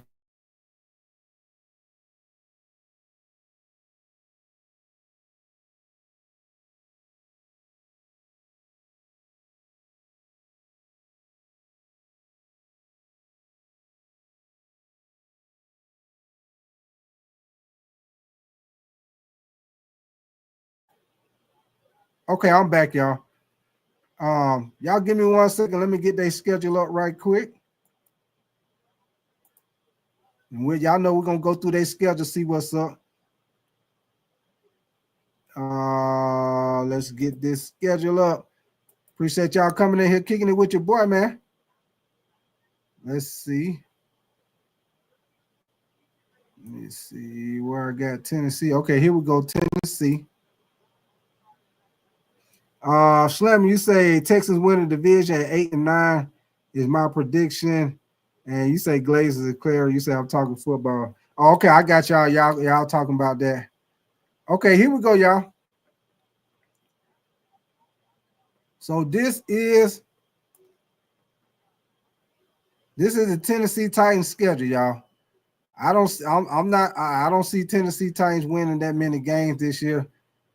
Y'all see off the rip. They got 2 L's off the rip, y'all. The first game of the season, they play the Denver Broncos at Denver. That's an L. Hey, and I'm going to tell y'all something, man. That's going to be a tough game for your boy Cam Ward. As a rookie, y'all, your first game, you got to play probably about the best defense in the NFL, and you got to go to Denver and play them the first game. Oh, yeah, Denver finna be on his ass, y'all. Denver gonna be on his ass that first game. Believe that. So here we go, man. Tennessee Titans, L the first game. Second game, they play the Rams, L. They play the Colts. That's another L. They play Houston. That's another L. Arizona, L. The Raiders. Ooh, shoot. I'm gonna say they lose to the Raiders too. Lose to the Patriots. I'm gonna say they split with the Colts, so they'll get 1 win. I'm gonna say they split with the Colts. We'll give them 1 win. We'll give them split with the Colts because they in the division. Lose to the Chargers. Lose to Houston. Seattle game can go either way. But I might give this game to Seattle because of the fact that they got Sam Darnold and they do got 1 good wide receiver. So I might give this game to Seattle. Then they play Jacksonville. I'm gonna say they split with Jacksonville. So that'll be they split with Jacksonville. That'll be 2 wins. They'll lose to Cleveland. lose to the 49ers, lose to Kansas City. The Saints won't know what the hell the Saints going to be doing. So I say they beat the Saints. And like I say, they split with Jacksonville, so they're going to win. So, hey, I'm going to say Tennessee get maybe about 3-4 wins, y'all. I'm going to say they get about 3-4 wins, man. Slammy, you said you had the Colts, Jags, and Texans sweeping the Titans. Yeah, I did, Sammy. Hey, Sammy, I'm trying to give them. Hey, Sammy, I was trying to give them some wins, man. Because if I would have stayed with what I said, Sammy, they wouldn't have won no goddamn games. I'm trying to give them at least 1 or 2. I'm trying to give them at least a couple of wins, Slammy. I'm trying to give them a couple of wins. Shit, man. Yeah, for sure. GM9, they both definitely gonna get number 1 pick. Believe that. They will be getting the number 1 pick. Believe that. Oh man, they will be getting the number 1 pick. Man, they might not win a game, y'all. They could be in a situation where they might not win a damn game. And hey, I gave them 3 wins. I gave them 3 wins. Gave it to them, man. Only way I see them, and this is just my opinion, y'all. Y'all know how we do it. This is just my opinion. And like I say, hey, one thing about over here, y'all, hey, it's cool. Hey, if you don't agree with me, it's all good. Because, hey, I don't know everything. I mean, yeah, this is my show, but me, I try to be honest about shit, man. And you know what I'm saying? We ain't gonna always agree, you know what I'm saying? Hey, and that's the good thing about talking about sports, man. Being able to agree and disagree, and everything's still all good. Even though some people might be a little delusional, but hey, it's they goddamn opinion, though. You know what I'm saying? It is, Welch. It is, man. This division is not good, man. Hey, we already know who's gonna win the division, y'all. We know Houston gonna run away with this division for sure, man. It's gonna be Houston all day, man. You say both South divisions, yeah, for sure, Goldie, for sure, man, for sure. Slam, you say the Saints, Titans, and Giants are all competing for 0. Hey, for sure. Now I will say this, Slam, and I will say this.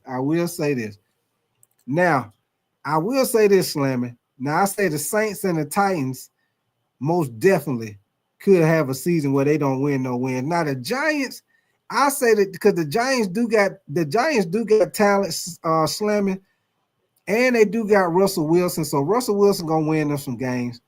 You know, they got a pretty solid defense. They got a go-to wide receiver. I like that little young running back they got. So I think the Giants will win some games.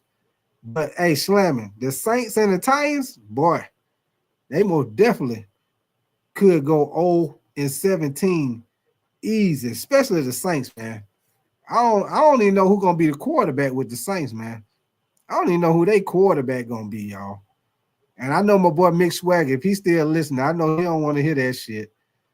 But I don't know who the Saints quarterback gonna be, man. I don't know, man. They gonna be hurting, man. The Saints most definitely gonna be hurting this year. I think they're gonna be relying big time on that running game with your boy Alvin Kamara. I think they're gonna be relying on Alvin Kamara big time in that running game. You say the Saints want another Manning.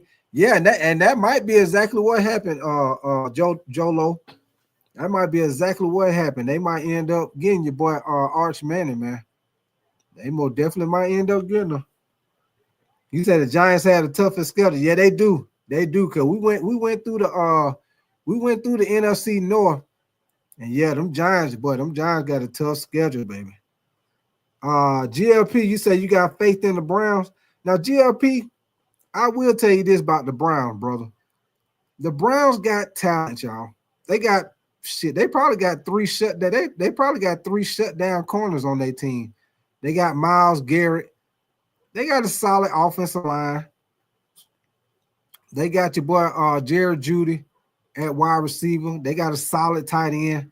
My thing is with the Browns, GLP, My thing is with the Browns, man, they're in the same position, man. They need consistent play from the quarterback. I don't know who that's going to be. I don't know if it's going to be Shador. I don't know if it's going to be your boy Joe Flacco. But they got to get some consistent play out of their quarterback, man, because they already in a tough division, GLP. They got to see the Steelers 2 times a year. They got to see Baltimore 2 times a year. They got to see the Bengals. All them teams going to whoop their ass if they don't get no consistent quarterback play. They're going to get their ass whooped by all 3 of those teams. Cincinnati, they defense, they defense was horrible last year, but you know they're going to put up points. And that's the thing with Cincinnati, y'all. If you can't compete with them with scoring points, you're going to have a problem, because what they're going to do is they're going to outscore your ass. If your defense ain't that good, Cincinnati going to outscore your ass, and then you're going to be in a situation where you're going to be playing keep up. And then if your quarterback ain't a quarterback can throw like that, he's going to end up turning the ball over. It's going to be a wrap then. It's going to be a damn wrap for sure. You said the Browns will be 8 and 9. I don't know, John. Like I say, it depends on what their quarterback do, John. We got to see what their quarterback do, man. Quarterback. If that quarterback don't do right, them boys ain't doing nothing, absolutely nothing. Y'all give me 1 second, man. I got another little quick video I want to play for y'all, man. I know everybody already know your boy Parsons put in the trade request, say he don't want to play for Dallas no more. But I don't know if y'all seen the thing with Stephen A. Smith. Y'all know he always be talking about the Cowboys. So I found his little thing. He gave his response on how he felt about the situation with Parsons and the Cowboys, man. So I want to play this for y'all right quick. If y'all ain't seen it, hold on, let me find it right quick. Give me 1 second, y'all. I'm gonna play this for y'all right quick. I'm gonna definitely make sure y'all double tap the screen, man. Subscribe to the channel if y'all enjoying the content. Here we go, man. This is Stephen A. Smith giving his opinion about the situation with Parsons with the Cowboys, y'all. Here we go. Other things in life are far more innocuous than a situation like this, but it's serious from a business perspective. And that would be the situation involving Micah Parsons.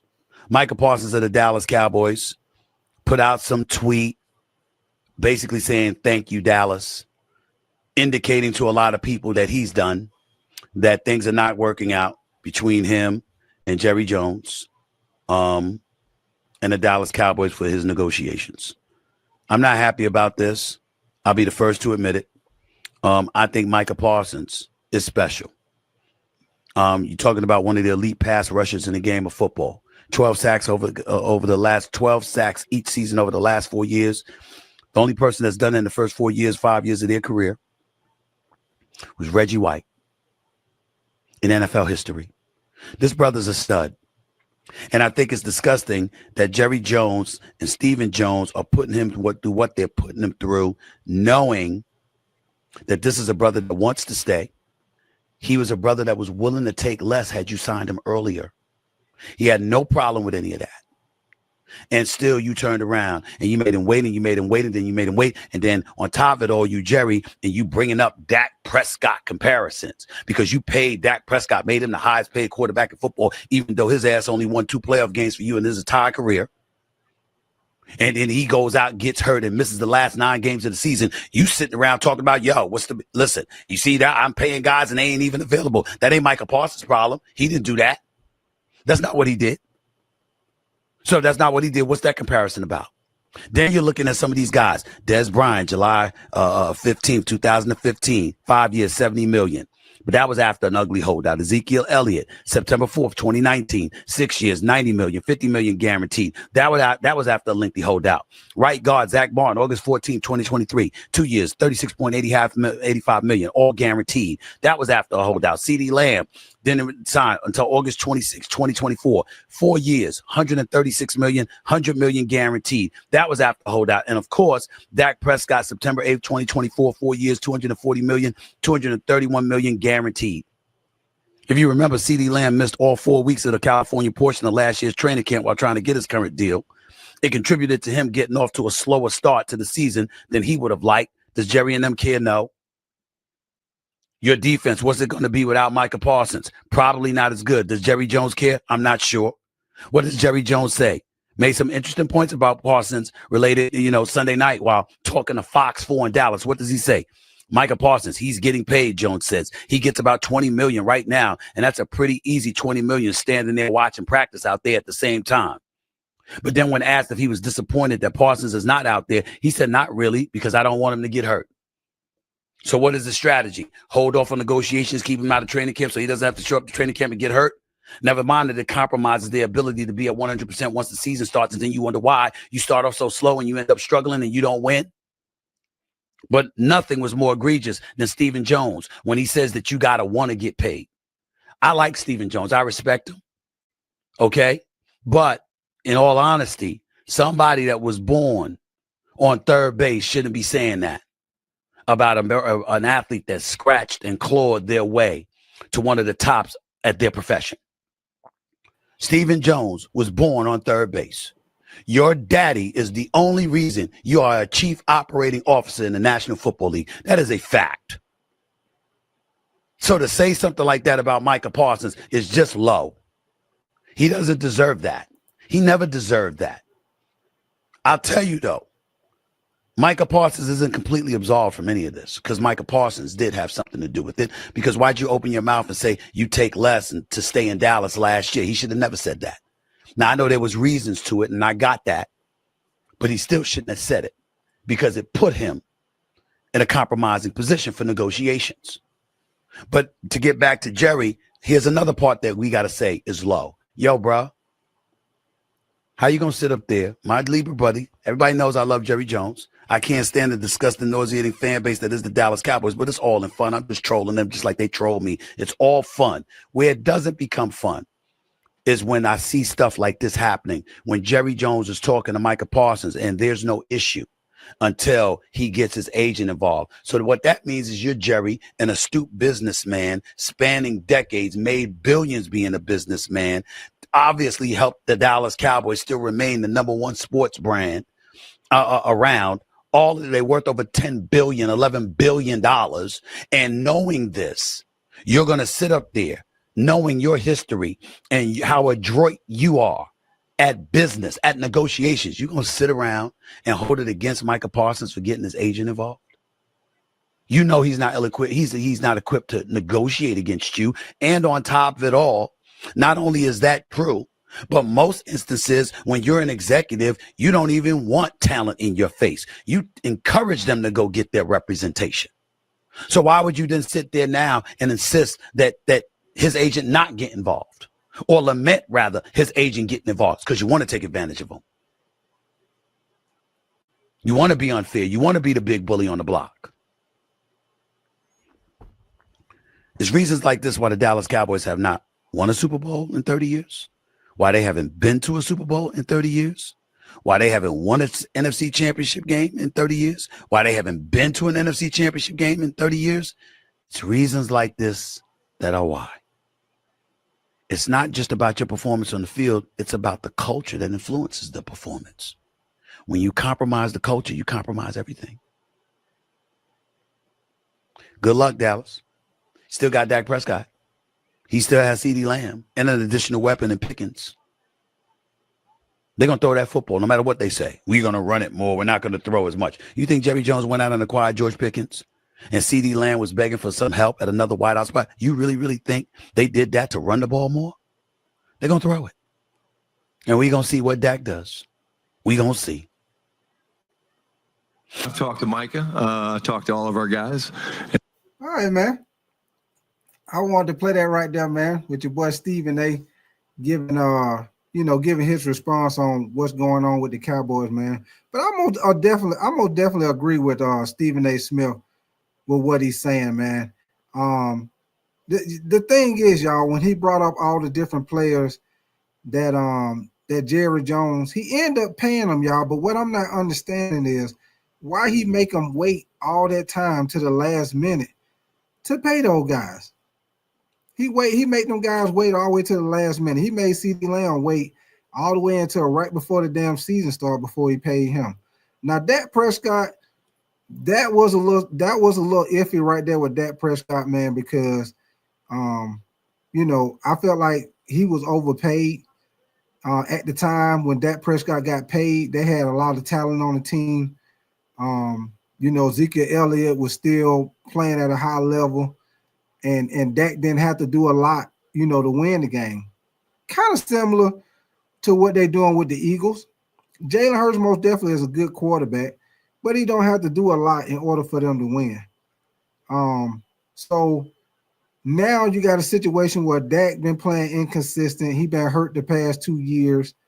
So just like he said, man, Dak gonna have to come out this year, and he got to stay healthy, and he got to play consistent ball, man.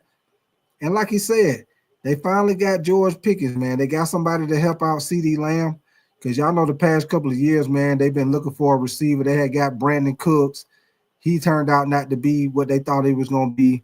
They've been looking for a receiver to go with CeeDee Lamb, man, because anytime you want to beat the Cowboys, slow down their pass game, all you got to do is shed the coverage towards CeeDee Lamb and take him out the game. And they didn't really have a consistent person as a pass catcher. Now, I like the tight end. They got Ferguson. I like Ferguson. He most definitely is a solid tight end. But it's going to be interesting with this year, man, where they got George Pickens. But I'm going to tell y'all something right off the rip, right off the giddy up. We're going to see what the Cowboys is about. Because the first goddamn game of the season, they got to see them goddamn Eagles. Go, Eagles, go. Flow, what the Eagles fans say, fly, Eagles, fly. They got to see them goddamn Eagles. The first game of the season. So we're going to find out what they going to do, like the old folks say. Is you going to mildew or is you going to goddamn barbecue? The first game of the season, we're going to find out what they going to do, man. Because y'all know, like I know, them Eagles going to be on point once again. And I'm going to tell y'all something else. Y'all know what the Cowboy problem was last year. It was running the ball and stopping the run. And one thing y'all know about the fucking Eagles, if you can't stop the run, you're not going to beat the Eagles. You got to be able to stop the run. If you're going to have any type of chance of beating the Eagles, you got to at least be able to slow down Saquon Barkley. Y'all know I call Saquon Barkley the Green Goblin. Because y'all already know, baby, if you don't control the Green Goblin, he going to ruin your goddamn day. And that's why I call Saquon Barkley the Green Goblin, because your boy be gobbling up them goddamn yards, baby. And if you don't control him, he going to ruin your goddamn game. Your whole game plan going to be ruined if you don't control him, baby. You already know. But I'm going to tell you this, man. I'm going to tell you this. And the reason, and if y'all go look at some of my older videos, man, I broke down the reason why Saquon Barkley could have a very good chance of either getting close to 2,000 or hitting 2,000 again, y'all, because of the fact of that damn offensive line. Saquon Barkley runs the ball, gets through the line of scrimmage to the second level of the fucking defense before he get touched. And once your boy get in open field, man, he can take that bitch to the house at any time. At any time. I appreciate you coming through, Alexander Bryant, man. John Carson, you say probably, well, let me see. You talking about Josh Allen. You say, I think the Bills are going to win the Super Bowl. Now, Braylon Bunch, the Bills going to have a good shot. I like the fact that they picked up your boy Joey Bosa from the Chargers. I like when they did that. But I'm going to tell you this, though. Braylon Bunch. The same thing goes for the Baltimore Ravens. They got to get over the hump when it comes to the Kansas City Chiefs in the damn playoffs, especially the Baltimore Ravens with your boy Lamar Jackson, man. It's win or go home this year for Lamar Jackson, man. every year, you know, Lamar Jackson gonna put up MVP numbers. I would not be surprised if this year it'd be the same two guys again in the MVP race. I won't be surprised if this year it end up being Lamar Jackson, Josh Allen, probably Saquon Barkley, probably Jaden Daniels. It'd probably be them same guys, MVP race, probably Joe Burrow with him passing the ball. It'd probably be them same couple of guys, man. So my thing is with Buffalo and the same thing with the Baltimore Ravens. They got to be able to beat them fucking Chiefs with Patrick Mahomes and Andy Reid. They got to be able to get over the hump and beat them guys in the playoffs. If they can't get over the hump and beat them guys in the playoffs, it don't matter during the season, man, because I'm going to tell y'all what happened. Every year, they always put Kansas City on their schedule, man. Buffalo always end up playing Kansas City in the season. Baltimore end up playing Kansas City during the season. Now, I'm going to tell you what happened. They always end up beating Kansas City in the season. But when they come that goddamn playoff time, your boy Andy Reid and Patrick Mahomes send them boys home packing every damn time in the playoffs. They send them boys home packing, man. So hopefully this year, man, one of them guys, whether it's Josh Allen or whether it's Lamar Jackson, man, one of them guys hopefully can get over the hump, man. As far as with Lamar Jackson, what he got to do, y'all, is when he get in the playoffs against somebody like Patrick Mahomes, Josh Allen, your boy got to stop making them little mistakes, man. The fumbling the ball and stuff like that, he got to cut that stuff out, man. He got to cut that shit out. I mean, because just think about it, y'all. With the mistakes that they made last year against Buffalo, they still had a chance at the end of the game if that tight end would have caught the ball. But if it weren't for the couple of turnovers, they wouldn't even have been in that situation. They could have won that game hands down. So he most definitely got to take care of the ball when he come in the playoffs, man. Not during the season, in the damn playoffs when he got to go, because he most definitely got to see Buffalo, and you already know they most definitely got to see Kansas City. I'm telling y'all right now, Kansas City, I felt like they had a down year last year, and their ass still went to the damn Super Bowl. They had a shaky offensive line. I think they had 11 or 12 one-score games that they won, close-ass games that they won. And Kansas City fixed their weakness, y'all. They needed to fix the offensive line. They did that. Rashee Rice will be back this year, even though he probably going to miss about 5 or 6 games with that accident that he had in the offseason. He probably going to miss about 5, maybe 6 games. He probably going to get suspended. But when he come back, they're going to have Rashee Rice.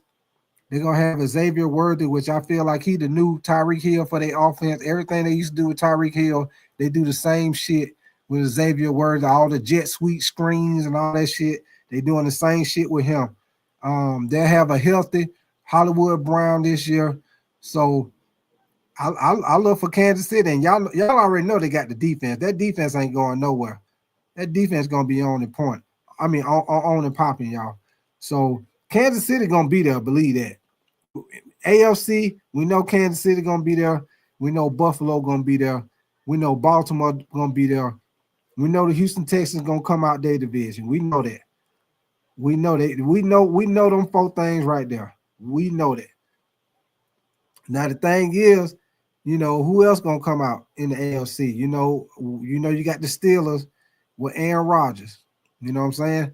The Steelers, we already know they got a solid defense. They got DK Metcalf. You know, I like what they got at running back. But my thing is with the Steelers, you know, their offensive line been shaky. So we'll see what, you know, hopefully they can get better play with their offensive line, because if they don't, that's going to be a problem with Aaron Rodgers, because he don't move in the pocket like how he used to with the Green Bay Packers. As y'all seen that when he played with the Jets had all the talent in the world at the skill position, but they forgot about the fat boys. So, and that's the thing with the Jets, y'all. They got all that talent on the team. Justin Fields, I'm telling y'all right now, if Justin Fields don't perform this year like he's supposed to, this might be Justin Fields last year, man, to show the show that he can be a consistent quarterback for the Jets, man. If he go out there and he blow that shit, man, hey, Justin Fields might be playing backup for the rest of his career. So, it's win or go home for Justin Fields this year, all day, every day.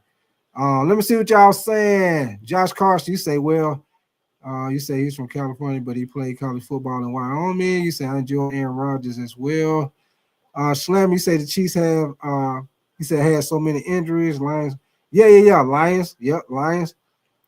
Hey, Slam and Sammy. At one point in time last year, if I'm not mistaken, I think Detroit, damn near everybody on their defense was on IR at one point in time. And Aaron Glenn still was able to get that defense to perform at a high level and win games. So that's why I say Aaron Glenn, I think he's going to do a good job with the Jets. We already know the Jets already got a good-ass defense. Aaron Glenn, most definitely. I think he was the right type of coach for their team.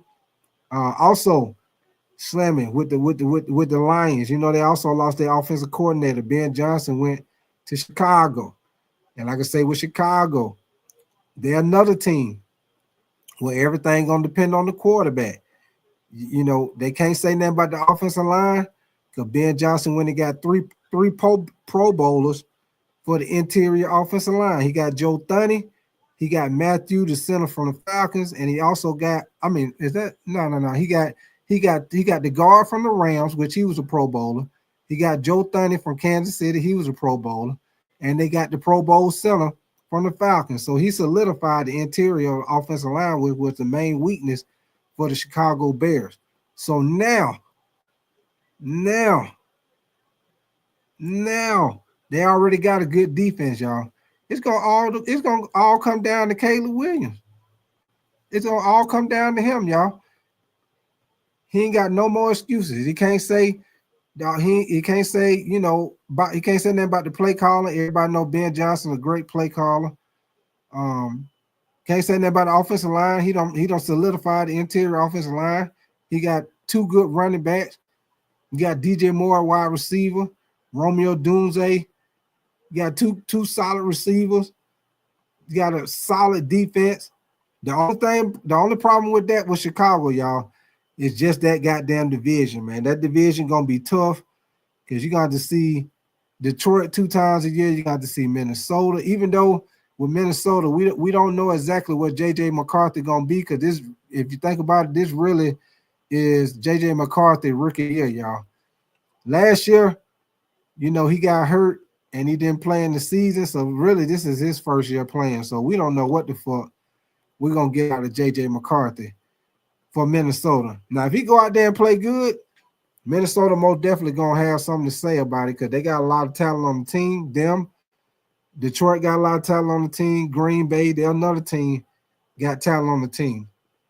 But they got to get solid play out of their quarterback too, and their receivers got to catch the fucking ball. I like the fact that they got Golden from Texas.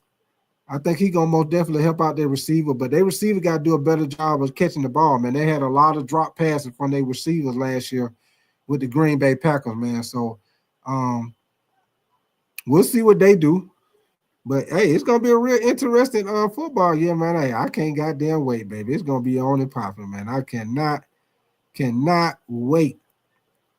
Hey, I'm telling y'all right now, in the NFC, we know the Eagles gonna be there. We know the Commanders gonna be there. I'm looking for the Rams to come out the AFC West. I think the NFC North probably gonna have 2 teams. You already know Detroit, and I'm gonna say either Minnesota or Chicago gonna come out. As far as in the NFC South, I think that's gonna come down to Tampa and probably Carolina, man. I know I'm being a little biased with my team, the Carolina Panthers, but I think the Carolina Panthers gonna be way better this year. Just as long as Bryce Young play like how he ended the season. He play like how he ended the season, or we straight. But if he don't, we done. We is done. Yes, sir. Done.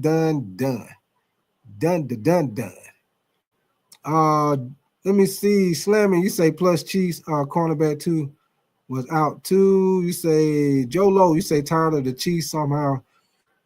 They get the calls when it counts, starting to feel like Patriots run. Yeah, for sure, Joe Lowe.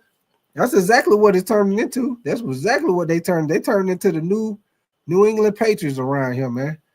And Patrick Mahomes turning into the new Tom Brady. Because Jolo, you already know, you play against them Chiefs, that game get close, you cannot, and I mean you cannot leave too much time on the clock with your boy Patrick Mahomes. He done did it too many times.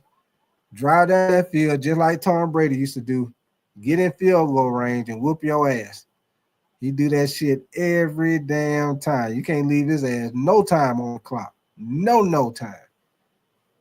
Slim, you say if you target against the Chiefs safety, you can beat them. Okay, and you know what, Slim? They lost one of their safeties. They lost Reed to the Saints. Jolo, you say who's your favorite coach for the Panthers?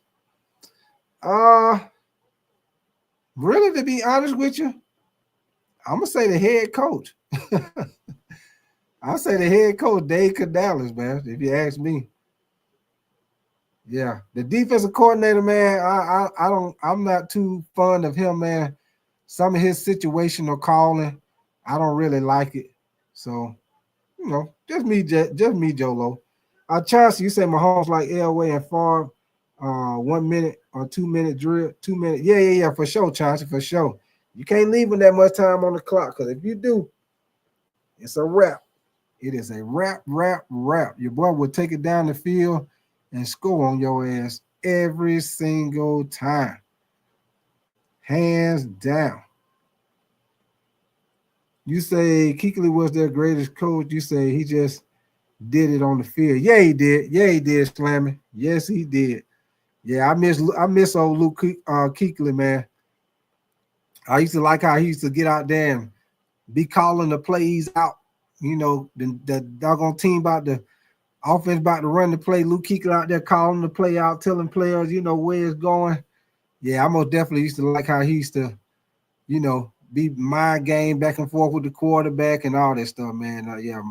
I hate Luke Kuechly, you know, career got ended early like that because of the concussion situation.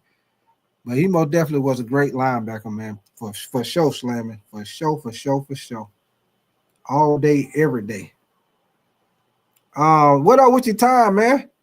Appreciate you coming through, brother, for sure. Yes, sir. Appreciate them words of inspiration. You already know, time. Appreciate that, brother. But yeah, man. Y'all new to the channel, man. Like I say, y'all most definitely, if y'all haven't already double tapped that screen, man, y'all get them likes up for your boy, man. I'm gonna definitely appreciate y'all coming in here, kicking it with me for sure, man. And one thing, man, if y'all new to the channel, I usually come on every night around about the same time, man. I usually come on most of the time between 8:30, 9:30 Eastern time, y'all. I don't know what time zone y'all in, but I'm in the Eastern time. See, Slam, you say Chiefs linebacker are crazy. Yeah. Chiefs got good linebacker, man. 2 good linebackers. Yeah, they got some good. Hey, matter of fact, Slamming the Chiefs' whole defense is nice, man. Their whole defense is nice, man. They got solid defensive linebackers. They got shutdown corners. Them boys nice, man. That's why I say the Chiefs gonna be there, y'all. I know a lot of people don't want to hear it because a lot of people getting tired of the Chiefs, but they gonna be there, man. They defense too good. They don't straighten up the offensive line, so Patrick Mahomes ain't gonna be running for his life out like how he was last year. So, Chauncey, you say, how do I become a member? You say I see someone became a member tonight. Chauncey, I'm gonna tell you what you can do. I'm gonna put the link to my channel. You say and super chat too. Now as far as the super chat, Chauncey, you should be able to hit the little if you on your phone, Chauncey, it should be like a little box to the bottom right hand corner with like a little dollar sign in there. You should be able to hit that little box with the dollar sign and do your super chat with that. But yeah, if you want to be a member to the channel, Chauncey, that is the link to my channel, and you can hit that link and you should be able to go on there to be a member on the channel. Or Chauncey, you can hit the 3 dots at the top right hand corner of the screen, and that will also take you to my channel. And you can hit those 3 dots, you know, to do a thumbs up, check my channel out, you know, whatever. with those 3 dots up there. Okay, you say you see it. Okay. But yeah, I appreciate that, Chauncey. Yeah, appreciate that support for sure. Appreciate that. Slammy, you say Chiefs lose 1 Super Bowl will have their team, and now folks underestimate them. Yeah, they is, Slammy. They is. Like I say, Slammy, they gonna be there, brother. Believe that. The Chiefs gonna be there. Like I say, it's just gonna come down. It's just gonna come down to it can Baltimore and can Buffalo with Josh Allen and Lamar Jackson. Can them boys finally? Can either one of them finally get over the hump and beat Patrick Mahomes in the playoffs? That's the question. That's the hot question right there, Slammy. Can they finally get over the hump and beat your boy Patrick Mahomes in the playoffs? We already know they can beat him in the regular season. Can you do this shit in the damn playoffs? That's what I need to know. Can you do it in the damn playoffs where you need to do it at?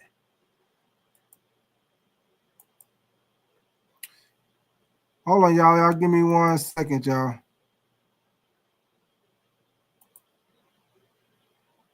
Hold on.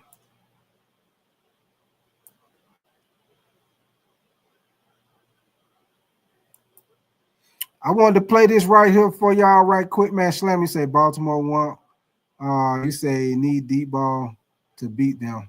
Y'all give me 1 second, man. This Cam Ward right here for the Tennessee Titans, man. They caught up with him in training camp to holler at him. So I'm gonna play this little quick little interview right here. They talked to him during training camp, man. Practice today. I want to start first of all the big throw. We'll get to all the other topics, but walk me through the big throw down the field, the big touchdown to Ridley today. That's a little scramble drill. I don't know if it's a real play. Might have been a sack. I have to see it on film, but that's just me getting quality work in my guys, them letting them know how I think in scramble drill. So it's good that we was able to get one of those plays. Cam, from an install standpoint, I know that every day there's probably an emphasis. Talk to us about your processing ability and learning this offense, and every day some new reality comes up that you're trying to learn. Just get used to the terminology. It's not different from college and understand routes and concepts. Everything's all the same. Just getting used to the NFL terminology, formations, and then also just staying the long play call, the third down play call, the cans, the checks I have to make. But I mean, it's been fun. I've been getting better every day. I'm learning something new every day. I got a good group of guys around me in the offensive line, the wide receiver, quarter, running back. So I'm excited to see what we can do. Well, I talked to a bunch of coaches and a bunch of personnel guys, and the one thing they said that stood out to me was they can't beat you into the office. What time are you getting in the facility every day, and who have you been bringing with you? I get there about 5:30. Just the process what I need to do to try to get, be able to play my best ball in the upcoming weeks. And then just also get my receivers up there. Really, he's always up there. Ellick and Chim, he's always up there. With Shepard's up there. We got so really all the young guys. We really stay up there because we're behind the 8 ball. We're playing against 7-year, 10-year vets, and we gotta be ready to play from day one. So I'm excited though. That's why we have an emphasis on getting there, learning everything, and just trying to get better every day. Kim, where's that leadership quality come from? Because you come in, you're going to be the face of this franchise for a long period of time, but it's got to be something that you grew up as a born leader, right? But at the same time, to come into a new group of grown men in the professional setting, where does that leadership come from in your eyes? I just think just understanding your teammates, learning more about them, where they're from, their background, how they get to this point. Because I had a different journey to get into, where I am now. And I just think I don't separate from what the outside world sees the quarterback position as to what our position as is on the team. That's really being a good teammate, leading guys where you need to, and then also not being a selfish player. We have a locker room full of unselfish players who all they want to do is win. I'm excited that I'm a part of the team. How excited are you to have a veteran offensive line? You go out and get a guy like Kevin Zeitler, you go out and get Dan Moore, have guys who've been in this league for quite a while. I'm real excited. And they hold me to a high standard, and I'm holding them to a high standard as well. But I mean, guys like Kevin and Dan, they teach me little things, even when they don't think they teach me something. They play football for a longer period than I am. And I gotta learn stuff on the fly. I gotta learn stuff as fast as they did when they first got into the league. But I'm excited that, the GM, Mr. Mike, and, Mr. Chad and Mr. Dave surrounding me around guys like that to help me with my journey. And talk to us about your wide receiver room. Obviously, you had Calvin Ridley, who's coming back as your number one, but you go out, you get Tyler Lockett, you bring in a guy like Van Jefferson, who's played a lot of quality football over his time. And Tyron Burks is coming back, and he's a guy that you're hoping for big things, but that room looks a lot different than what it did in the past. Yeah, we got an unbelievable receiving core. I think the biggest thing we have from when watching them last year to this year is that we just have a lot of speed, especially the young guys with Elliott Kitchen when we drafted. But Calvin Reed and Locke, I just think those three are the best receivers in the league. They help me just understanding when they need the ball, why they need the ball, and just when and how they get in and out of breaks. I think is the biggest thing that I'm learning from them. We was able to get some good work in this summer. Kind of like today, Lockett, knowing it was cover 2, sitting up for me hitting him in that window. So we learning each other on the fly, but I can for sure say we're getting better every day. Have you thought about some type of a present for Jeffrey Simmons to kind of calm him down a little bit on the defensive line? Let me just slow him down just a little bit. That's a big man right there, man. Like we slide it his way every time we play him. I'm putting the running back in the A gap, and I'm chipping him every time I can. So I mean, Jeff, he's the ultimate competitor. He's somebody that I wake up and I'm ready to get to work and go again. So, but it's fun. I never played with a defensive lineman that big who can move like him. But I mean, he's the reason why our defense is going to be so good. He can pressure the quarterback. He's a great team player. He's a great locker room guy. So I'm excited to have him by myself. I think one of the most. All right, man. I just wanted to play a little bit of his clip. Them talking to him during training camp. Give me 1 second. I got I also got Travis Hunter. They caught up with him and talked to him also, man. Y'all give me 1 second. I got this one on Travis Hunter. Let me see, where is it at?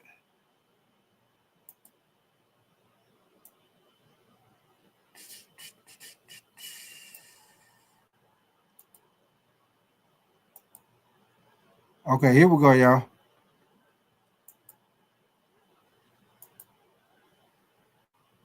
Practice field, Travis Hunter, thank you for joining us here today.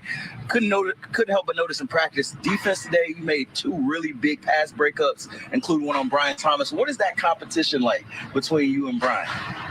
It's a great and healthy competition. He's been in the league for a whole year now. So me going against the guys that have done it at a real high level and had great stats last year, it means a lot for me to go out there and learn from the guys and try to learn how to cover them. Travis, there's a lot of intrigue, obviously, because you're two-way standing out, playing on both sides of the ball. Talk about the challenges of playing on offense and defense in the National Football League. The challenges is just the playbook. The playbook is the hardest thing. Once you understand the playbook, you can go out there and just play fast. Football ain't going to change from being football. Look, you've been coached by one of my former teammates, Edgar Bennett, at wide receiver. What has that process been like in terms of adjusting the route running at the National Football League level, surrounded by so many great players? It's been great. Like I said, I'm surrounded by guys that's been doing it for a long time and that's been here on this level for a long time. So it's great to learn from them. They're making everything in my transition way easier. I was watching you doing individual drills, and I can't help but notice you don't stop moving. One of the coaches said you're Energizer Bunny. Where do you get your energy, your nonstop energy from? I love the game of football, and I grew up playing football at the age of 4, so I just never fell out of love with it. I love it. It just reminds me of being a little kid with nothing else to do but go outside and play football. So when I'm here, I'm getting paid to work here, but I just love just going out there and playing, seeing guys out there. I got teammates that I can talk to, have fun. We got music playing. We just out there just having fun being little kids. That is one of the things you do appear to have so much fun, even though it's a hard work day or whatever. What has camp been like? Because a lot of people will talk about the grind of camp and how exhausting it can be. But to me, when I watch you, you have so much energy. How have you been able to kind of navigate through it? Camp's been great for me. I'm just happy to be here. I love that I get to go out there and work, and football season is right around the corner. So I'm just happy. I'm ready to go out there and work. So I'm just having a fun time. I can see it on your face, the energy, the excitement. You talk about the music. You dancing as well, too. Have you figured out what that first celebration going to be when you get a touchdown? Yeah, I got a couple under my belt. I still be in the house, when we get off of work, still trying to see what I'm going to do. But, yeah, I got a couple. You got a couple? Is different one for offense versus defense? Yeah, it's definitely different. They got to be different. Yeah, you keeping those under wraps for now? Yeah, under wraps for now. I can't let nobody steal them. I asked you this because everyone asked you this when you were in Colorado because you played for Coach Prime. And Coach Prime is really the last notable guy to play on both sides of the ball. What's some of the advice he's giving you about playing on offense and defense as a pro? Just preparation. Preparation is key. If I preparate myself right, then I can go out there and ball out. Like I said, you got to learn the playbooks. You learn the playbooks, you go out there and play fast no matter what side of the ball you're on, where you're at on the football field. Can you give us an idea of what the schedule looks like for you? Like a day like today, you get that paper on your, what does that look like? I'll say I came out here on defense. So my first meeting was on offense, and then after that meeting, I went straight to defense. Got ready for practice. Came out here on defense. Special teams going. Yeah, I seen that slamming Sammy Joe. I seen that. Yeah, I mean, y'all know what I say, A for effort, baby, A for effort. But I don't think they're gonna get 12 wins though. I don't think they're gonna get 12 wins. Not this year, not this year. But A for effort, A for effort. Offense, and then I'm back on defense for the rest of the day through all the team periods, the 7-on-7, and then offense again for the last special teams, and then I'm back on defense for the remainder of practice. After we get done with this break, I go in there with defensive meeting, and then I go to offensive meeting for the rest of the day. Man, it just sounds like you're juggling so much. I know you've been doing this. I know you've been doing this since high school, but like one of the things as a pro is like just managing your time and all that other stuff. Why is this so easy for you in terms of just being able to kind of flip your brain from offense to defense and play at a high level? Because it's a game. Like I said, I've been playing since I was a little kid, so all the terms are regular to me now. I just got to go out there and learn the playbook and just do my job. Get in the playbook after work, and then I'll be good. I know you've spent some extra time with Trevor after practice, sometimes catching, went to the Bahamas with him. And now, how would you describe your relationship with Trevor and maybe how your personalities compare? I'm getting him outside of his box. I'm trying to teach him a little dance moves, how to get jiggy a little bit. Okay. So we've been having a fun time though. Nobody knows, but behind the scenes, we always working out. We're always doing something so we can get that time and connection right. What's Trevor's rhythm like? Is he getting those dances down? Yeah, he'll get that soon. Yeah, more practice, a little bit more practice. Yeah, a little bit more practice. You obviously on the defensive side today, Coach Campanelli. Can you get an idea of like what his energy compares with your energy and how you guys match it on the field? Oh yeah, high energy. He want to see us go out there and make plays. He get disappointed just like we get disappointed. We don't want to make him disappointed. We try to go out there and do everything to our best ability. One of the things I noticed, Coach Corm always kind of protects you in terms of making sure that you're not overexposed and not doing too much. What's the relationship been like between you and the head coach? It's been great. We talk every day. We always communicate and we always talking to each other. He let me know what he see. He let me know if I'm doing a great job. All right, man. So that was a little video clip on your boy Travis Hunter, man, with them.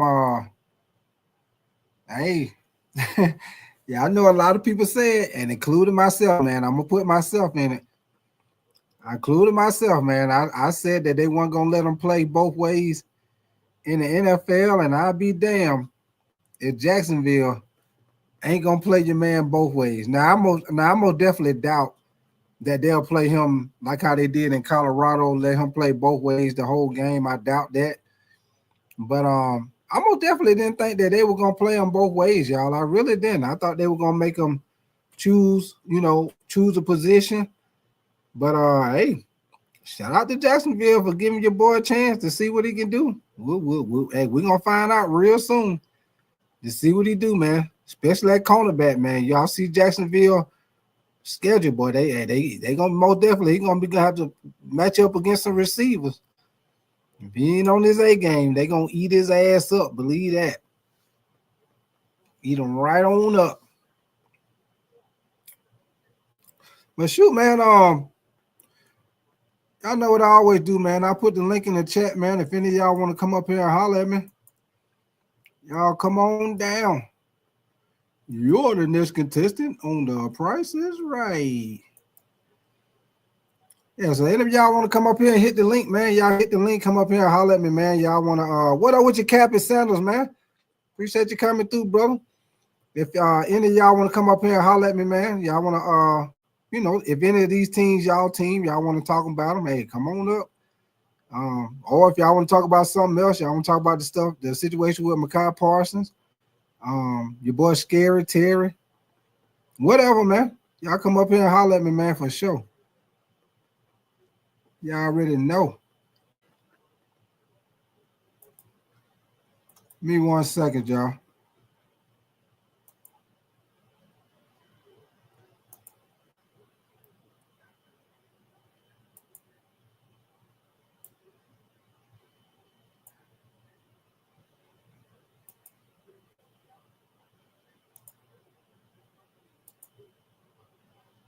takes. And today we spotlight the AFC South. After a rough end to the season, CJ Stroud looks to lead the Texans to their third straight AFC South Division crown. The former Offensive Rookie of the Year has 25-1 odds to win MVP, according to ESPN Bet. And with his third head coach, Liam Cohen, Trevor Lawrence is coming off a season that was riddled with injuries as he looks to turn things around and get the Jaguars back on track after missing the playoffs in back-to-back seasons. And after being selected first overall in the draft by the Titans, rookie quarterback Cam Ward looks to give the Titans a spark after Tennessee finished last in its division in each of the last 2 seasons. It is an open QB battle in Indy between Anthony Richardson and Daniel Jones, as Richardson looks to have a bounce-back season. Richardson finished 2024 with a 48% completion percentage, the lowest by far of any quarterback in 2024. Canty, which quarterback in the AFC South has the most to prove? Oh, it has to be Trevor Lawrence. He's teetering right now on being the guy that's just good enough to get you fired, right? It didn't work out with Urban Meyer. It didn't work out with the last guy. Now the question is whether or not it could work out with Liam Cohen. Now, they've gone out of their way to try to support him properly. They mortgaged the future in trading a future first-round pick in order to move up from 5 to 2 to get him yet another playmaker out on the edge in Travis Hunter. So you got a 1-2 punch with Brian Thomas Jr., who's a phenomenal young receiver, 1,000 yards out the gate, and Travis Hunter. You got 2 solid running backs in Etienne and Bigsby. You got a solid offensive line. This is on T-Law to make it work. And we saw what Liam Cohen was able to do with Baker Mayfield last year. And Baker Mayfield and the weapons that he's had with the Tampa Bay Buccaneers. This is on Trevor Lawrence to make this work. Make no mistake about it. Of all the quarterbacks in this division, he's the one that's under the most pressure. Kevin? It's CJ Stroud, and here's the reason. CJ Stroud is the only one of these guys, putting aside how I feel about Cam Moore, but that's just a Miami thing for me. But when I look at CJ Stroud, he's the only one who can get into the upper echelon of AFC quarterbacks with an unbelievable year. What does that mean? We know what that means. Josh Allen, Lamar Jackson, Joe Burrow, Patrick Mahomes. If CJ Stroud can build on what he had as a rookie, not the second season, a rookie, he can get on that trajectory eventually, even this year. He was the most pressured guy on the planet last year on throws over 15 yards. That's why his deep ball regressed. The protection schemes, the offensive coordinator were amateurish. The offensive line was amateurish. If you take a step forward, and they have some new guys across the offensive line, you can see a leap here that can get him on that plane, and that is special. I like CJ Stroud. I think that last year was a tough year for him, but even still, they round up in the playoffs. I think he is a guy that is on a trajectory that, to your point, will put him in the elite amount of quarterback. To your point about Trevor Lawrence, I think he for sure has the most to prove, because what's on the line for him is how the entire league is going to view him.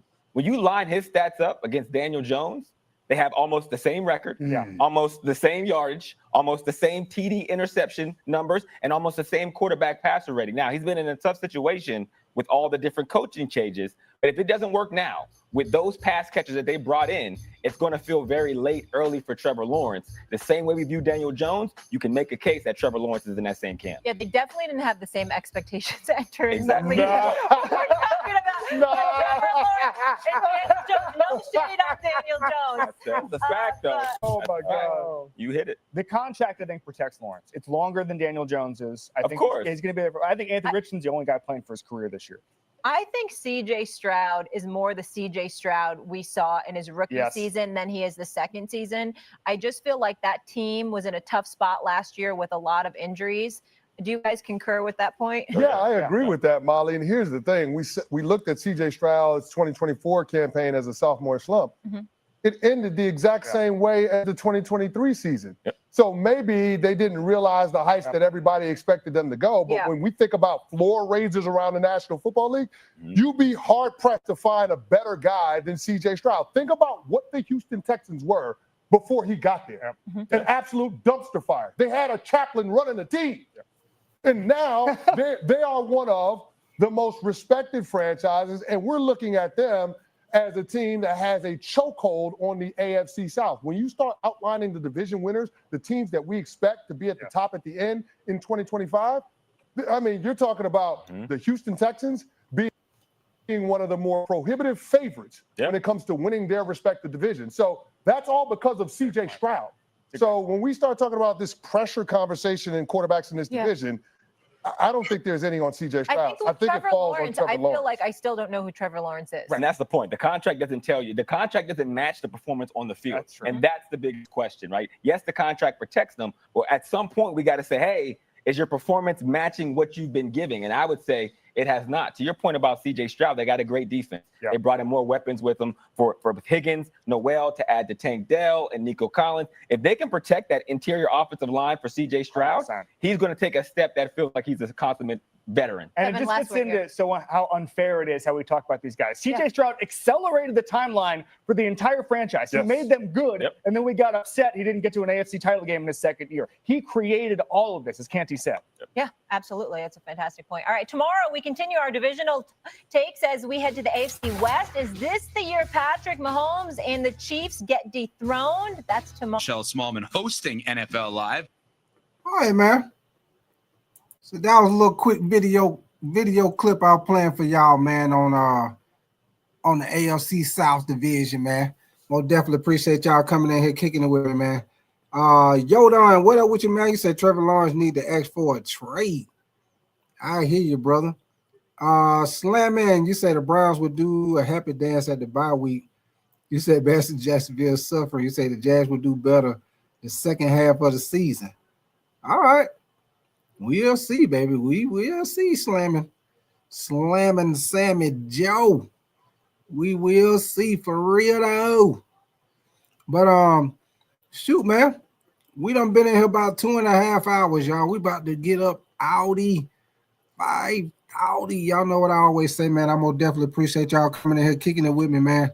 Going through the AFC South preview and making schedule prediction, man. And then y'all know you had to do a little bit, with the training camp. So, like I say, if y'all new in here, man, like I tell everybody, man, we do the whole NFL, college football, NBA, and college basketball, man. And also, I will be doing Canelo and Terrence Crawford fight. If it's a big fight, y'all know I do live reaction for the fight also, too. So, y'all, man. So, like I say, y'all keep your notification bell on, man. I usually come on anytime around 8:30, 9:30 when I get off work.